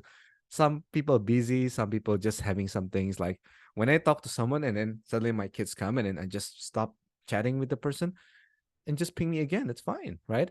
Hey, been busy? People will respond back to you, right? If you following up and they haven't give you a response, if you're already warm, if they're already warm, you can say, have you given up name, right? If not, then continue the conversation. Just normal follow-up. Do not do breakup like this. Okay? If you sending cold messages, cold emails, don't do this, please. Hey Josh, I'm waiting to let you know that I'll be closing your file. I've made numerous attempts to get in touch with you to discuss the work we have done with other podcasters, but it would seem that this is inconvenient for you. My contact information is below. Should you wish to discuss this further in the future. How many sent you this message before? Stop. Please stop this. I felt like I was being scolded by my mom. Don't shame or make people feel guilty. Treat people with your true self, not shadow self. Like, right? Some people say that, oh, you're not responding to my message. I'm assuming that you're not interested anymore. So from here now on, I will not message back to you and I unfriend you. You just reach out back to me if you have some needs. Don't do that. Why you should do that? Like you are scolding someone. Don't do like this. All right. If you don't do this, it's good. But please do not do some breakup. That is not really helpful. Okay. Best practices, voice notes are king. This is from my experience. You can do voice notes for this. When you want to explain something, you want to do some buffer, like I can appreciate what you're thinking, and here's the reality, blah, blah, blah, right? You can use voice notes. Objection crushing, pain statement, and challenging questions. Okay. Again, if you have any question, put in the chat first. At the end, we'll do the Q&A until our question answer. Okay. Collect the question first. Okay, that's for the DM. Okay, cool. Any question about DM, put first in the chat, and then at the end, Q&A, we can go over it. Okay. The 7-step prospecting call. Now is the call sections. Okay. How many of you doing calls actually? Can you put in the chat? Put 1 in the chat if you're doing prospecting calls. If you're not doing calls, put 2 in the chat. I want to see. Okay, so you said 2, so there's no calls. Okay. Yeah, it could be calls or it could be follow-up calls. So it's cold basically. Strangers. Okay. Okay, so we have some people that doing calls, some people not. Okay. So I think it's half-half, right? So we can go over this real quick, but I want you to know that these principles, you can use it for DMs. Okay, so it's not 100% out of the context. But remember, don't use this for the text. The principle you can use, but the words, the scripting, don't use it for the text. Because text doesn't have tonality. Text doesn't have expression. So the people that will read your text will judge the text by prospects tonality. If I just, let's say, I just have a debate with someone and I'm quite angry, right? And I see a message like, hey, how's it been going on the text? My perception to that message can be different, right? But if you're calling someone, you have your tonality, you're calming down, that's good, right? Because it's call. So call has the biggest leverage over DMs. Let me just tell you right now. Call has the biggest leverage over DMs, but not many people dare to do that, and not many people suitable for what they're selling. Okay? Just give example. Calls, I do this even with my marketing company, that I am go to Google Maps, finding some companies, I make some calls myself. And I'm doing that. Sometimes. Not as many as last time because I'm busy with other things, but I'm still doing that. I'm recording it, right? So this is good. So first is pattern interrupt. You always want to be different. Even with emails or DMs, you always want to be different with other people, right? Don't be the same. So the first step is saying, hey, John, there's a first contact call, or you can say these are sales calls, there's a cold calls, or there's a call that you never expected. And do you want to hang up or give me 30 seconds? And then you can decide. And the reaction is often no. You know why? Because people doesn't like to be told. If you tell them to hang up, normally they don't want to hang up. So it's different than others. When other people is trying like, hey, don't hang up first. Okay, just listen to me for 30 seconds, right? No, we ask permission, right? And they'll say, okay, it depends on what is this about. And then you don't go pitch them. Hey, we are helping dentists to get 5x appointments with our proven strategy, blah, blah, blah. Don't do that. That's a pitch, right? Avoid pitching. But instead you go with the problem symptoms. You're saying, so I'm typically invited by dentists just like you in dentistry industry, and they tell us normally they are frustrated because their sales team, they cannot getting more appointments, even though they're inviting and giving some gifts. Or maybe some of them struggling to get follow up with the potential clients and ended up being ignored. Or maybe some of them disappointed with their clients or somehow just not interested to prolong their treatments. You see that? The formula is putting the trigger word, which is like frustrated, struggling, disappointed. Take example with insurance, okay? How many of you selling insurance? Put one in the chat. I think a lot of people selling insurance. If you're making calls for insurance, let me tell you, it's going to be hard because You're selling something that they not feeling right now, right? Selling life insurance, right? You're not selling the things that they are feeling right now. They're not aware of right now. So the pain, it's imagination pain. It gotta be a bit hard, but doesn't mean you cannot do it. You still can do it the same, right? So I'm typically invited by businesswoman that normally they're leading their family because they're the income generator for their family, and normally they tell us that they're stressed out with their time because they cannot having a good time with their kids and their family because they have to work all day long, or maybe sometimes they don't know how that they can manage their financial and struggling to know how that they can prepare some funds for their kids, or maybe even some of them disappointed because the husband or the family members don't really appreciate the work that they have been doing, even though they cannot really secure their future financial situation. So how many so this of the statements is the most important part. You need to think of these three sentences very, very clear. You need to know who is your audience. You need to know who that you're talking to. You need to know how they feel about certain things. If you fail to create these three resonating with them, normally they would say, no, I don't know any of that, right? So this number three, which is you ask them. But I get a feeling that you don't recognize any of these symptoms. But I get a feeling maybe none of this apply to you, right? And they'll say what? Yes, none of this apply to me. Okay. Then you get off the phone. You cannot tell them anything, right? It's not your audience. Don't continue conversation. You just save your time. But if they say, yeah, yeah, not really, maybe, right? Now you see, they start to move emotionally. They start to think about it, right? They start to feel it. So in the first 30 seconds, you move them emotionally already, right? It's the same thing. If you're calling fitness industry, gym membership, anything, you are doing emotional movement at step number 2 and 3. And number 4, after they say, yeah, maybe, right? Or they say, no, I know some of that. And what is your next question? What is your next question? So let's say you state the 3 pains, right? This your pain, or maybe this, or maybe this. And they say, yeah, maybe I know one of it. And what do you say?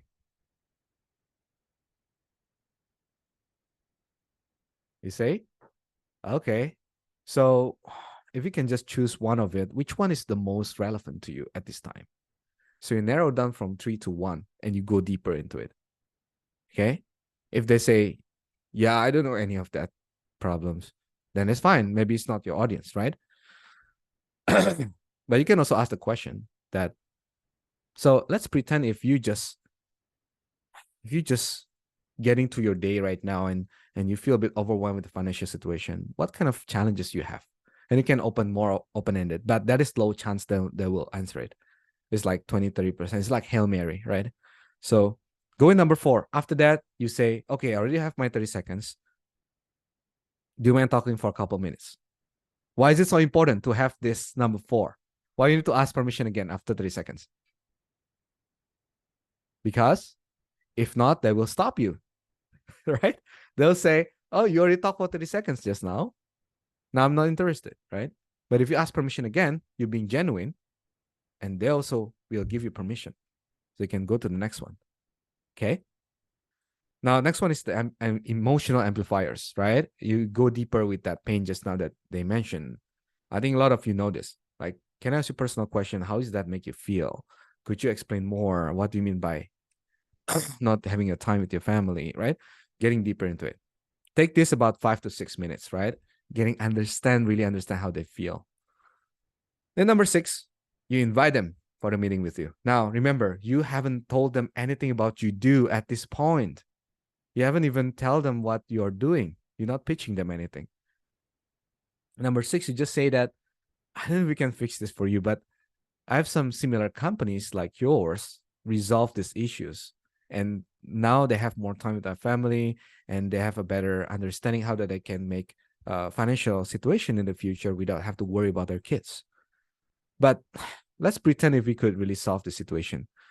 Is there any reason that you wouldn't invite me to explore this, let's say for 45 minutes?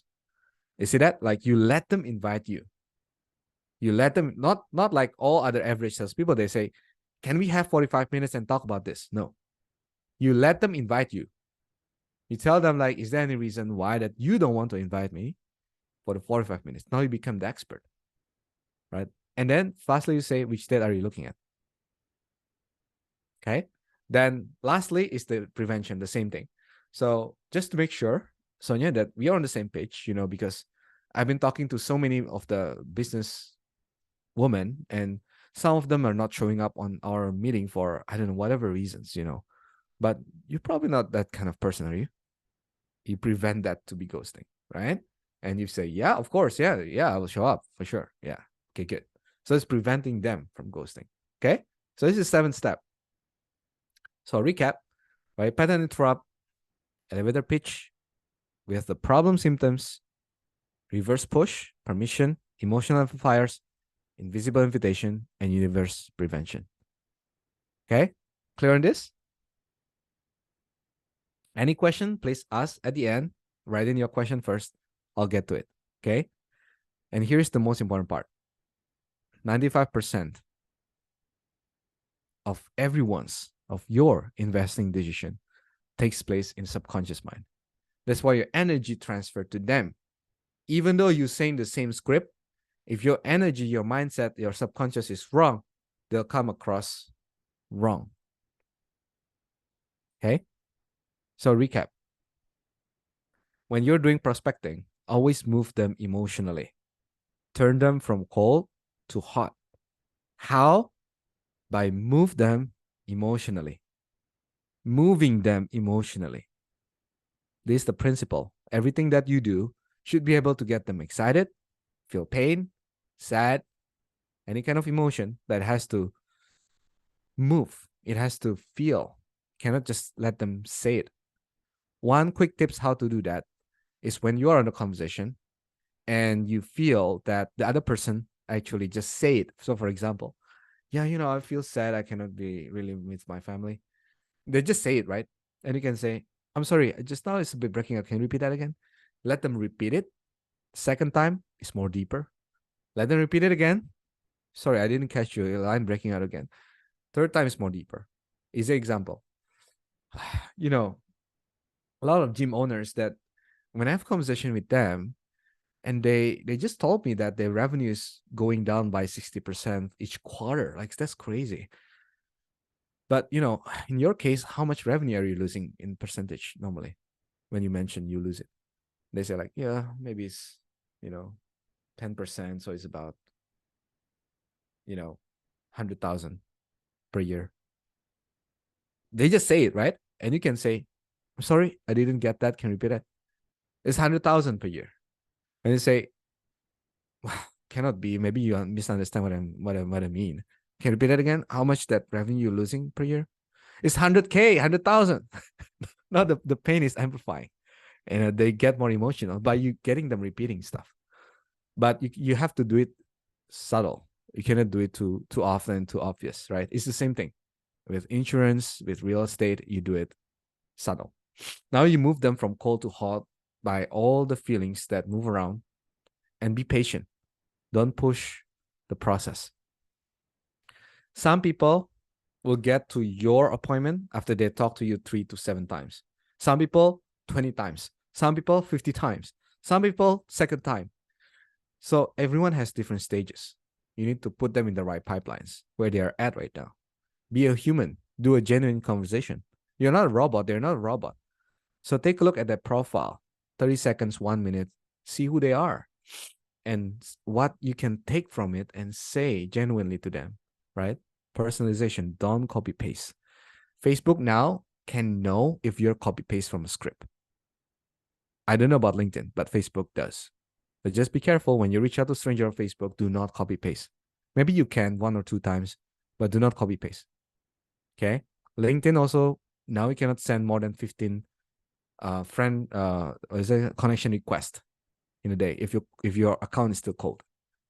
But you follow up with them, yeah, you can send like 80 messages per day. That's fine. And then get that commitment with paying statements. Don't pitch. Okay. That's the reason why you can get a better show up rate. All right, cool. Enjoying so far? Say yes in the chat. If you're there, if you're still with me, say yes in the chat. If you're already offline, then say no in the chat. All right. Okay, good. Good. Love it. Let's build more momentum. You're getting value. Yes? Getting value? You ready? Getting value? Who wants more? Who wants more value? All right, let's go. Let's go. Let's go. Now, here is the important part, right? All the knowledge that I share, is that helpful so far? I know it's a bit overwhelming because I add on DMs today. So a lot of people asking about DM, so I'm adding DM to the workshop. But a lot of people, maybe feel a bit overwhelming. Give me your feedback. What do you feel so far? What do you feel so far? I think it's a bit too much. It's a bit overwhelming. Yes? No? It's good? Still focused? Still clear? All right. Cool. All right. Now, all the things that I share is always a knowledge and just a knowledge. Now you have two choices. Ready? This is the one that you can do it yourself, and that's totally fine, which is you can get all the knowledge that I share. If you want to, just DM me. I'll share you all the slides. All the slides, all the screenshot, I can share it with you. All the scripts, that's totally fine. I can share it with you, right? If you choose this, DIY, you can do it yourself. Try to implement it, right? But here is what I know so far from the feedback, the previous workshop attendance, right? When they do it, how many of you feel the motivation is hard? I have to make calls. I have to send some DMs. I'll make DMs tomorrow. I'll do it 50 tomorrow for sure. I will do it. Yeah, I'll do it. I'll not break my promise. And yet, still a bit hard. Yeah, you need that motivation. You need that. How should I do it properly? Like it's some of them is costing them more because it's shadow self. It's more like lone wolf mentality. I try it myself and see how it goes. But you know the skill, you know the knowledge, you know the script. All the things are ready in line, right? Or for some of you that want to do it right, do it together, we can make wins together and I can tag team with you, make it more easier rather than rely on yourself to get the motivation, rather than rely on your discipline to take action. So if you want it, if you're ready for me to help you, let me presenting to you prospecting mastery. This is the implementation. Okay, like I mentioned to you, this is the implementation. I will not teach something that is not I teach outside. All the resources, I put it outside. You can use it, you can do it. Doesn't mean I will not go deeper, right? For some of you that feel I can do it myself, I know how to make result by just use that knowledge. That's good, and you should do that because that means your true self is always on the top without shadow self. But even me back then, on my situation, I need more help in the implementation. This is where I holding you accountable. I'm offering 7-week one-on-one sessions. So this is not like a big group class session, 7-10 people in the class, but we'll tag team together one-on-one. We do practical outreach that is faster, easier, more enjoyable rather than painful, without stress, fear, or rejection, because you can share it with me. All the challenges you have, all the hesitation, all the shadow self. And I even have some people that cry. And we have the conversation in one-on-one. So what is that 7 weeks? Talk about mindset belief. Talk about how to find opportunities. Talk about the skill set. And we adapt and evolve. I review the call. I review your messages. And if you don't know how to something, I will help that out. So this is the 7 weeks things that actually I tag team, hold your hand together to do it, rather than relying on your discipline, need some motivation, and promising yourself and overcome that shadow self. But here is the notes. Even though with the 7 weeks, everyone has different needs. Some people, agency owner, I need to know how to find clients directly. Then we prioritize that to the top. Some people, a salesperson, I need more of the objection handling. We prioritize that to the top. That's exactly why I don't want to do it like in a group setting for now. It's because I can help someone personally holding their hand daily. Okay. So the first 10 clients that I want, all 7 sessions are one-on-one, 45 minutes each. If I get more than 10, probably I'll just do Q&A. It's going to be different setting because the time is limited, right? I cannot work too many clients at the same time. Example like, Emin, thank you for sharing that you just made 2,500 less than a month, even though it's only $62 investment, right? And it's because Emin take action, not just relying on the knowledge that I share. By the way, if you want to find all the knowledge that I share, you can go to YouTube, compile it together. You can find everything. You can have different scenarios, different strategy, right? Knowledge, you can find it everywhere. But this is the implementation. And you can ask, I mean, how many questions that I help, like personal questions, like get to the root of the issue, like how to revise that, right? So anytime when the opportunity doesn't present itself, you don't have any opportunities, you don't have any leads, you don't have any clients, you know that prospecting skills is really the leverage for it. It's not the opposite way. People are saying, I wait until I get an opportunity. Now it's the opposite side. This actually, you don't have the opportunity. This is a prospecting skill to put into the play. So you'll be able to take a direct, fast action with absolute confidence. And knowing that you'll make a value-based conversation and set that appointment. And more importantly, you have full control to find your own clients and opportunities. This is the bottom line to bring more leads, more revenue that most other closer, most other salesperson, most other insurance agents cannot do because they do it themselves. Because they do it alone and trying without doing it correctly. And this ironically, most gurus only teaching about what? Inbound closing, right? And I'm one of the guru right now teaching my son to inbound closing, right? But here's the truth, the hard truth, right? High ticket duo, other influencer that they teaching this for more knowledge, right? And it's also inbound base, right? How about NPQ, 7K USD? How about Sales Academy, Stupar? Also dominantly inbound, 2,500. It's not about the price tag, but what you can do. Again, implementation. If you can do it, it takes full control of the sales pipeline. And I can easily price it for 1 million because of this, right? And generating more than 3 million for my case, for my own in revenue, right? So this person can just get 1 million. Why not? Right? So you don't have to go to university learning about outreach, sales, prospecting. It takes 4 years. So expensive, 100K. High ticket duo is 10K. You don't have to take that. You don't have to take NPQ 7K. You don't have to take Sales Academy 2,500, $600. $600. Okay. And it's 3 months payment of 200. So if you want to get to here, I drop the link in the chat. Let me type in PMC. Go to this link right now to get in. I only can take 10 at this time. Now already 5. Now already have 5 people inside. You will have a different group and you'll have different access. And this is $600 for 3 months payment of $200. So divide into 200 for 3 months. Okay. Or if you want it, you can do one-time payment. So there'll be a cheaper 110. So it's 490. Okay, 490.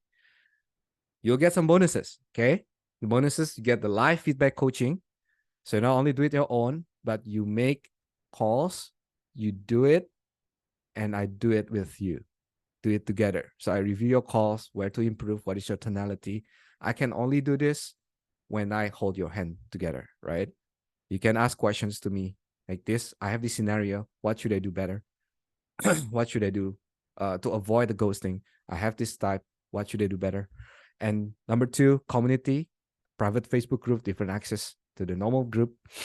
And you have role play platform. This will be launched on 11 November. Launch. This using Discord, but focusing on the prospecting. So we can practice with the DMs, with the prospecting calls, the role play platform, so you can understand and do it, the practice within safe environment. So recap, bonus 1, you get the live coaching from me one-on-one. Bonus 2, private group. Bonus 3, access to role play platform. Bonus 4, you get all the script resources that I use personally. And bonus 5, email. So I'll talk deeper about email.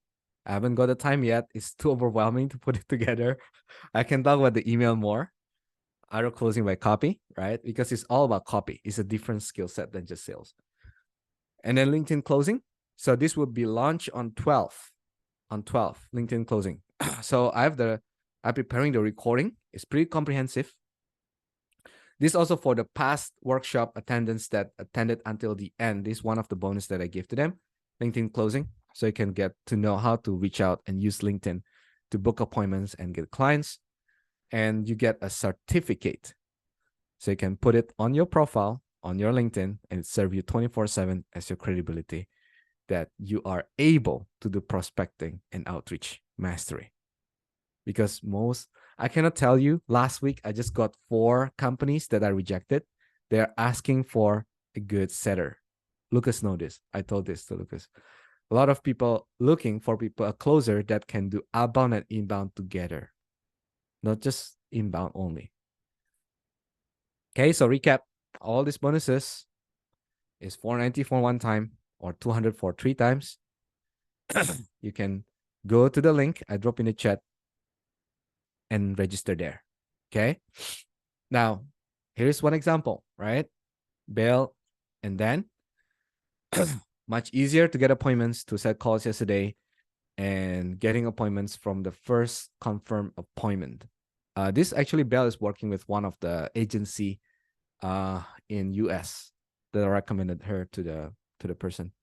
And Daniel also to set calls, get better response from people that he's doing outreach. Okay, so I'm not asking you to decide yes or no today. Okay, I'm asking you to make a fully informed decision. Like I told you, you don't need to do this. You can go implement yourself, all the knowledge that I get.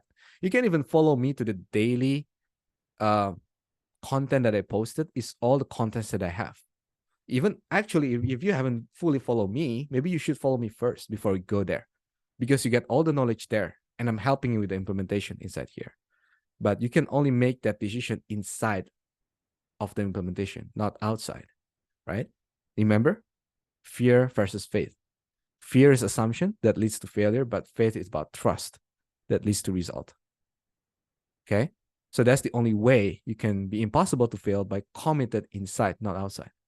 If you're outside and you feel you can do it yourself, that's why you don't have to do this. If I know someone that they have 100% of true self all the time, they don't have hesitation to do like the calls, the DMs, and they already getting 3 to 5 appointments daily or weekly, and they're getting the momentum up. You don't have to do this. You can do it yourself. Take what I teach just now, implement it, and see how it goes, because it's already been proven and you can see it giving you results, right? But the reason why you want it so bad is because you're considering it so hard right now. That's the truth, right? So regardless of your decision, you can sign up when you sign up here, and you'll see how big that transformation, because I'm holding your hand directly. Not only you watching another video, not only relying on, and that's what other gurus are teaching, right? You join the program, you get another video, you get another secret, you get another knowledge, right? No, I'm not doing that. Join the program, you're not getting another new, except you want to go deeper on certain topic. For example, like email copy, right? I haven't get the time to talk about it, but I would actually on my daily free contents, I will talk about that. But if you need help on the implementation and personalized to your niche, then we can do it together, right? Example like Jonah and Miguel. So, hello, Andreas. I did it really help. First, took me minutes before to start a call. See that? It took me minutes before start a call. That anxious at the start, it's hard, right? But later on in the short call, I was engaging a prospect herself as a very participative. We'll do more on this. And thank you for a wonderful script. And then Miguel, also one of our students that say to set appointment for today, one show up and one didn't. We got to do work with the emotions, and he sent me his calls, right?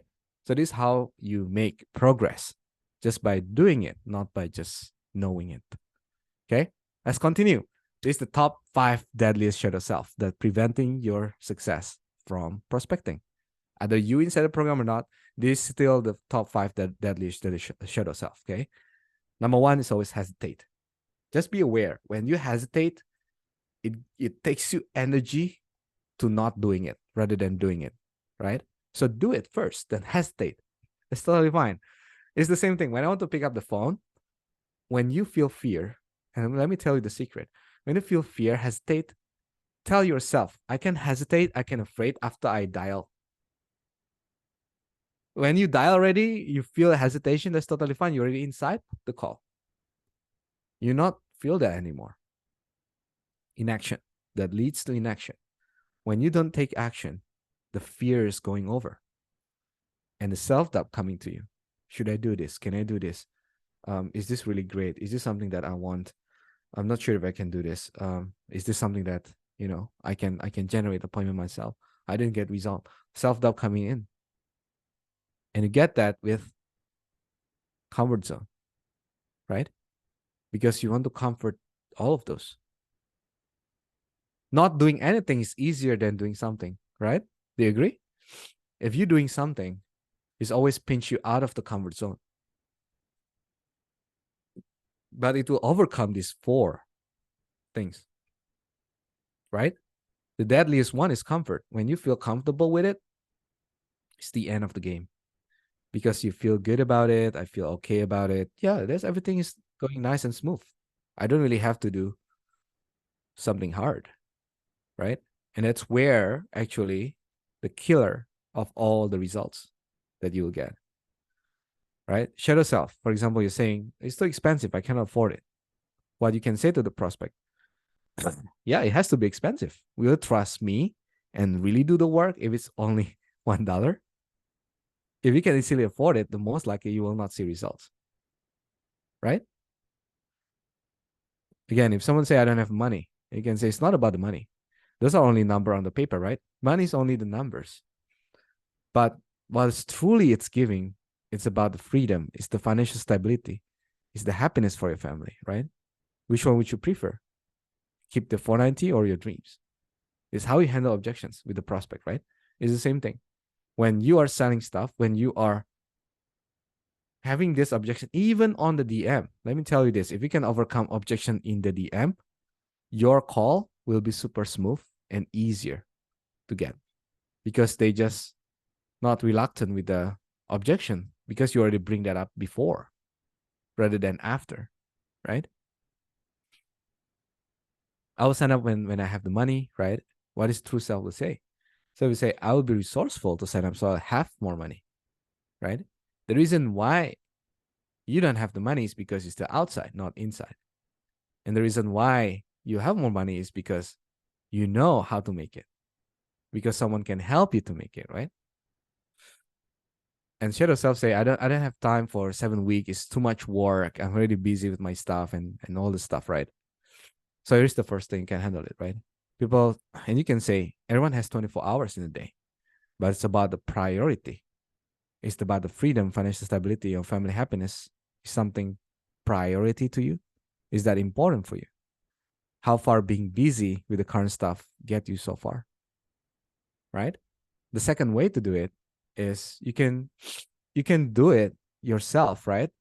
And if you're confident, doesn't mean you cannot do it, but a lot of people can do it, but it will come back to the question again, how should I do it? Like I have, I think it's more than 20 people right now that they're asking me, how can I put up my energy to start doing it? I just say, do it, just do it, right? But that's the implementation part. That's the hardest part to do, right? And most likely, if you really can do it yourself, you're already there and not here now. When you can do it already, you don't need this. And if you're confident you can do it, and you don't need this, right? And some people tell me, like, it's so much work. How can I make a time for 7 weeks?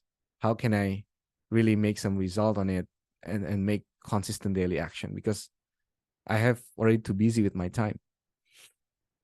So here is the simple recipe that I share with my students. Take about 5 things that you do every day. List them. Maybe I wake up and then what are the 5 top activities you do, right? And then let's say I make some calls, I make some messages, I put in my pipeline, I do other stuff. I record my notes. I learning stuff, right? And number 5, the most least energy, replace it with this. Then you will see you can stick to it, even though you feel you don't have the time, even though you feel you don't have the focus. And this is very, very, very practical, right? Everyone has 24 hours in the day. It's the same thing. But your attention goes to somewhere that it could or could not produce your result. So replace the 5 with just this, maybe just 2 hours per day, 1 hour per day, but you consistent in 1 or 2 months. See, like, I mean, how to get $2,500 just from a couple messages in LinkedIn. It's not about how many, it's about how deep your relationship with someone. You're engaging in that DMs or conversations. It makes a huge difference. That's why patience is the king, right? I have a prospect that comes to me and then they hesitate, they don't pull the trigger, don't push, don't stress it. They'll come in 2 or 3 months and 4 months when they're ready. That's why the skill of nurture comes to play, right? And some people ask me, can I wait? Yeah, of course. We'll start actually the official class on 11 November. And you can start to book some sessions, one-on-one sessions. But I want to increase it to 9 and 7 after 10, right? After 10 people. And it start officially on 11, right? So that's really about it. And other people saying, just want to say, thank you, grateful. Past few weeks been the best investment, and says I'll keep going, put in the work every day to sure get to the 10K. And Jeff Bezos said, I knew that I failed. I wouldn't regret that, but I knew that one thing I've made regret is not trying. The same thing again, implementation. If for any reasons, right, regardless of your decision, any reasons that now you want to do it, but you hesitate to do it, just do it first and see how it goes. Except it is in life and death situation. If I put all the money together and I cannot buy food tomorrow, then don't do it, right? But if the thing is, the biggest regret, again, like my story, I didn't do any outreach. If I not do it on that day, if I didn't pull up my courage to do it, I'll not be here today. And that's the biggest regret that I have if I didn't do it. Whether it's successful or not, it's just the outcome. But the purpose that makes huge difference on everything. Okay? So take action, do it, just do it. See how it goes. Let me know as a feedback. Okay? Now Q&A. Anyone has any question? Please drop in the chat your questions. Your questions, please. Let me know your questions. Questions, guys. This is the thing that I don't really like about the meetings on Zoom is that there's no Q&A section on the like webinar. Webinar, you can do it there anytime. But yeah, I'm here. So anyone have any questions? Let me know. By the way, if you are not doing any prospecting calls yet, try to do it. I would suggest you do it. Maybe even though your target audience is not with calls, but I always believe that you always can call them. Because why? Because this is called mobile phone, right? What does it do? It being carried along everywhere you go, right? And that's the thing. If you always carry this all day long, so does other people that you call. If you're calling CEO, if you're calling C-suite level executive, do you think they'll not pick up their mobile? They will. But that's the thing. A lot of hesitation comes to the mind and resulting not doing it at all, right? Or just take the safer route with the DMs or emails. Don't let that be the reason. But if the reason is I'm doing DMs and emails because it's generating me results, totally fine. Just keep doing it, right? Okay, questions. So I see from Emin there. When you do call, do you try to find decision makers number or do you often hit the gatekeeper. Okay, so it depends on who that you call. If you're calling people who are industry that are jaded, example like lawyers, chiropractors, right? Those are jaded. Like a lot of people already been calling them and they have gatekeepers because they want to filter, right? Their job is nonetheless is just to filter you so you cannot get to the decision maker. The only way you do it is call them directly. But the best, if you know the name of the decision maker, then it's going to be easier, because I think you attended the fearless prospecting workshop before. I teach a little bit how that you can pass the gatekeeper, but it's still tough. Like it's still maybe 60-70% people will get filtered even though you're good. Still will still be, but compared to you not learn that skill, maybe it's 90% you get filtered. And here's the interesting part. Even if you already passed that gatekeeper, doesn't mean the decision maker wants to talk to you, right? So let's say if you talk to the lawyers and says that, okay, Mr. John is not available. Okay, I'll call back later. And then call back later and you get passed through into the Mr. John. And Mr. John said, no, these are sales calls. I don't want to talk to you. Okay, then hang up, right? And so it's not guaranteed, even though you pass the gatekeeper, you'll talk to the decision maker. But it is 50% better rather than the gatekeeper decide for you. Make sense? So the purpose of passing the gatekeeper is just to get the permission from the owner to talk, but doesn't mean it will get past them. There's still 50% chance that they don't want to talk to you. They will hang up on you. And that's normal, right? So if you want to find the decision makers, you can use LinkedIn is the best. And then you can use hunter.io. You can get their emails, can get their numbers, call their mobile. If you know their mobile, just call their mobile directly. Pass the gatekeepers thoroughly. If you don't know their mobile, and especially if you're doing calls in Malaysia, it's gonna easier because not a lot of people have guts to do it, right? And people who are doing calls normally they suck at doing it in Malaysia, so it's easier. And if you are calling those lawyers or companies, normally they will pick up, and normally I just ask them, who is the boss? Oh, the boss name is Jane. Yeah, is Jane. Okay. And when is Jane come back? 12 p.m. Okay. Tell Jane it's Andreas. Okay. Okay. Hang up. All right. Then it is easier for me to know the name of decision maker. I just ask them in Malaysia. But in UK, in US, I think it's quite jaded. You gotta have to play smart with it. So know it from LinkedIn, know it from even from Google. We go to the attorney's website and you can find the name there. It's fine, right? Yeah, Betsy say if you can move them emotionally, even if they hang up. Yeah, if they hang up, don't want to talk to you, you cannot move them, right? But if you can move them, most likely they will not hang up. They will not hang up. You don't have to move emotional from the gatekeeper, but just decision maker. Just decision maker. But one key elements when you're talking to the gatekeeper, you need to always have your posture, your positioning as someone that the other person know, that the decision maker know. Don't position yourself as another salesperson because they'll filter it for sure, right? So that's the big difference. Okay, cool.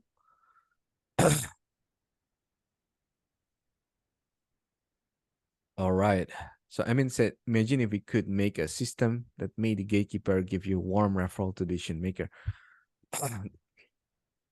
Yeah, there's some strategy out there that if you build relationship with the gatekeeper, and then they somehow will help you better.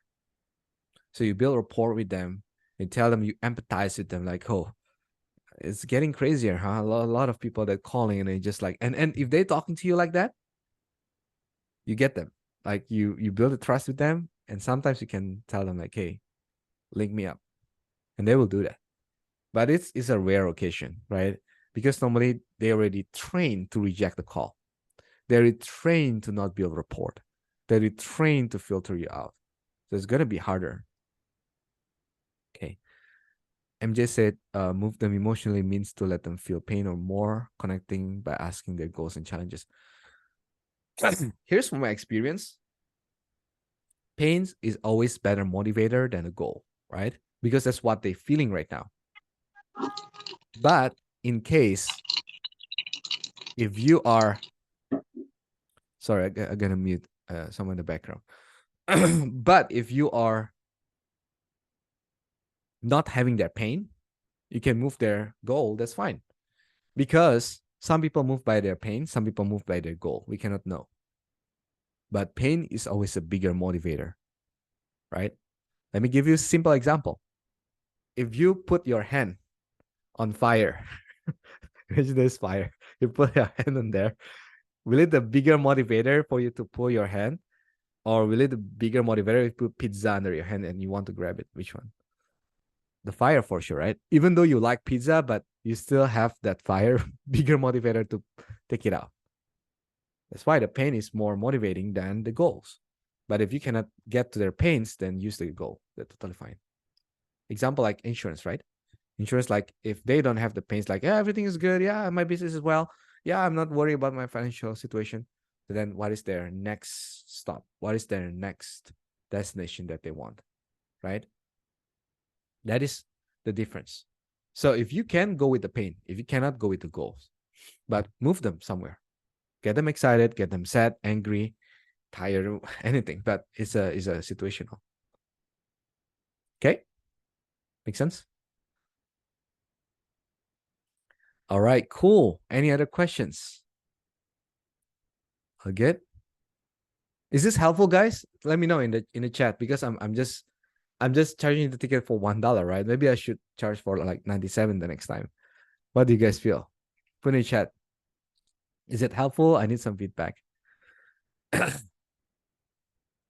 Is that something that you can take and implement directly? Is that something that you can get quick wins, in the next couple of days? What can you do to get that, up and running? Is that something that is giving you insight or anything? Put in the chat. I want to hear that.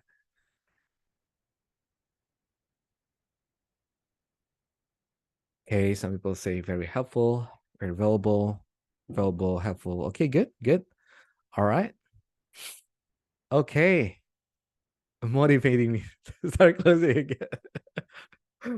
To bring more involved as time goes by. Yes, for sure. Okay. Thank you, everyone.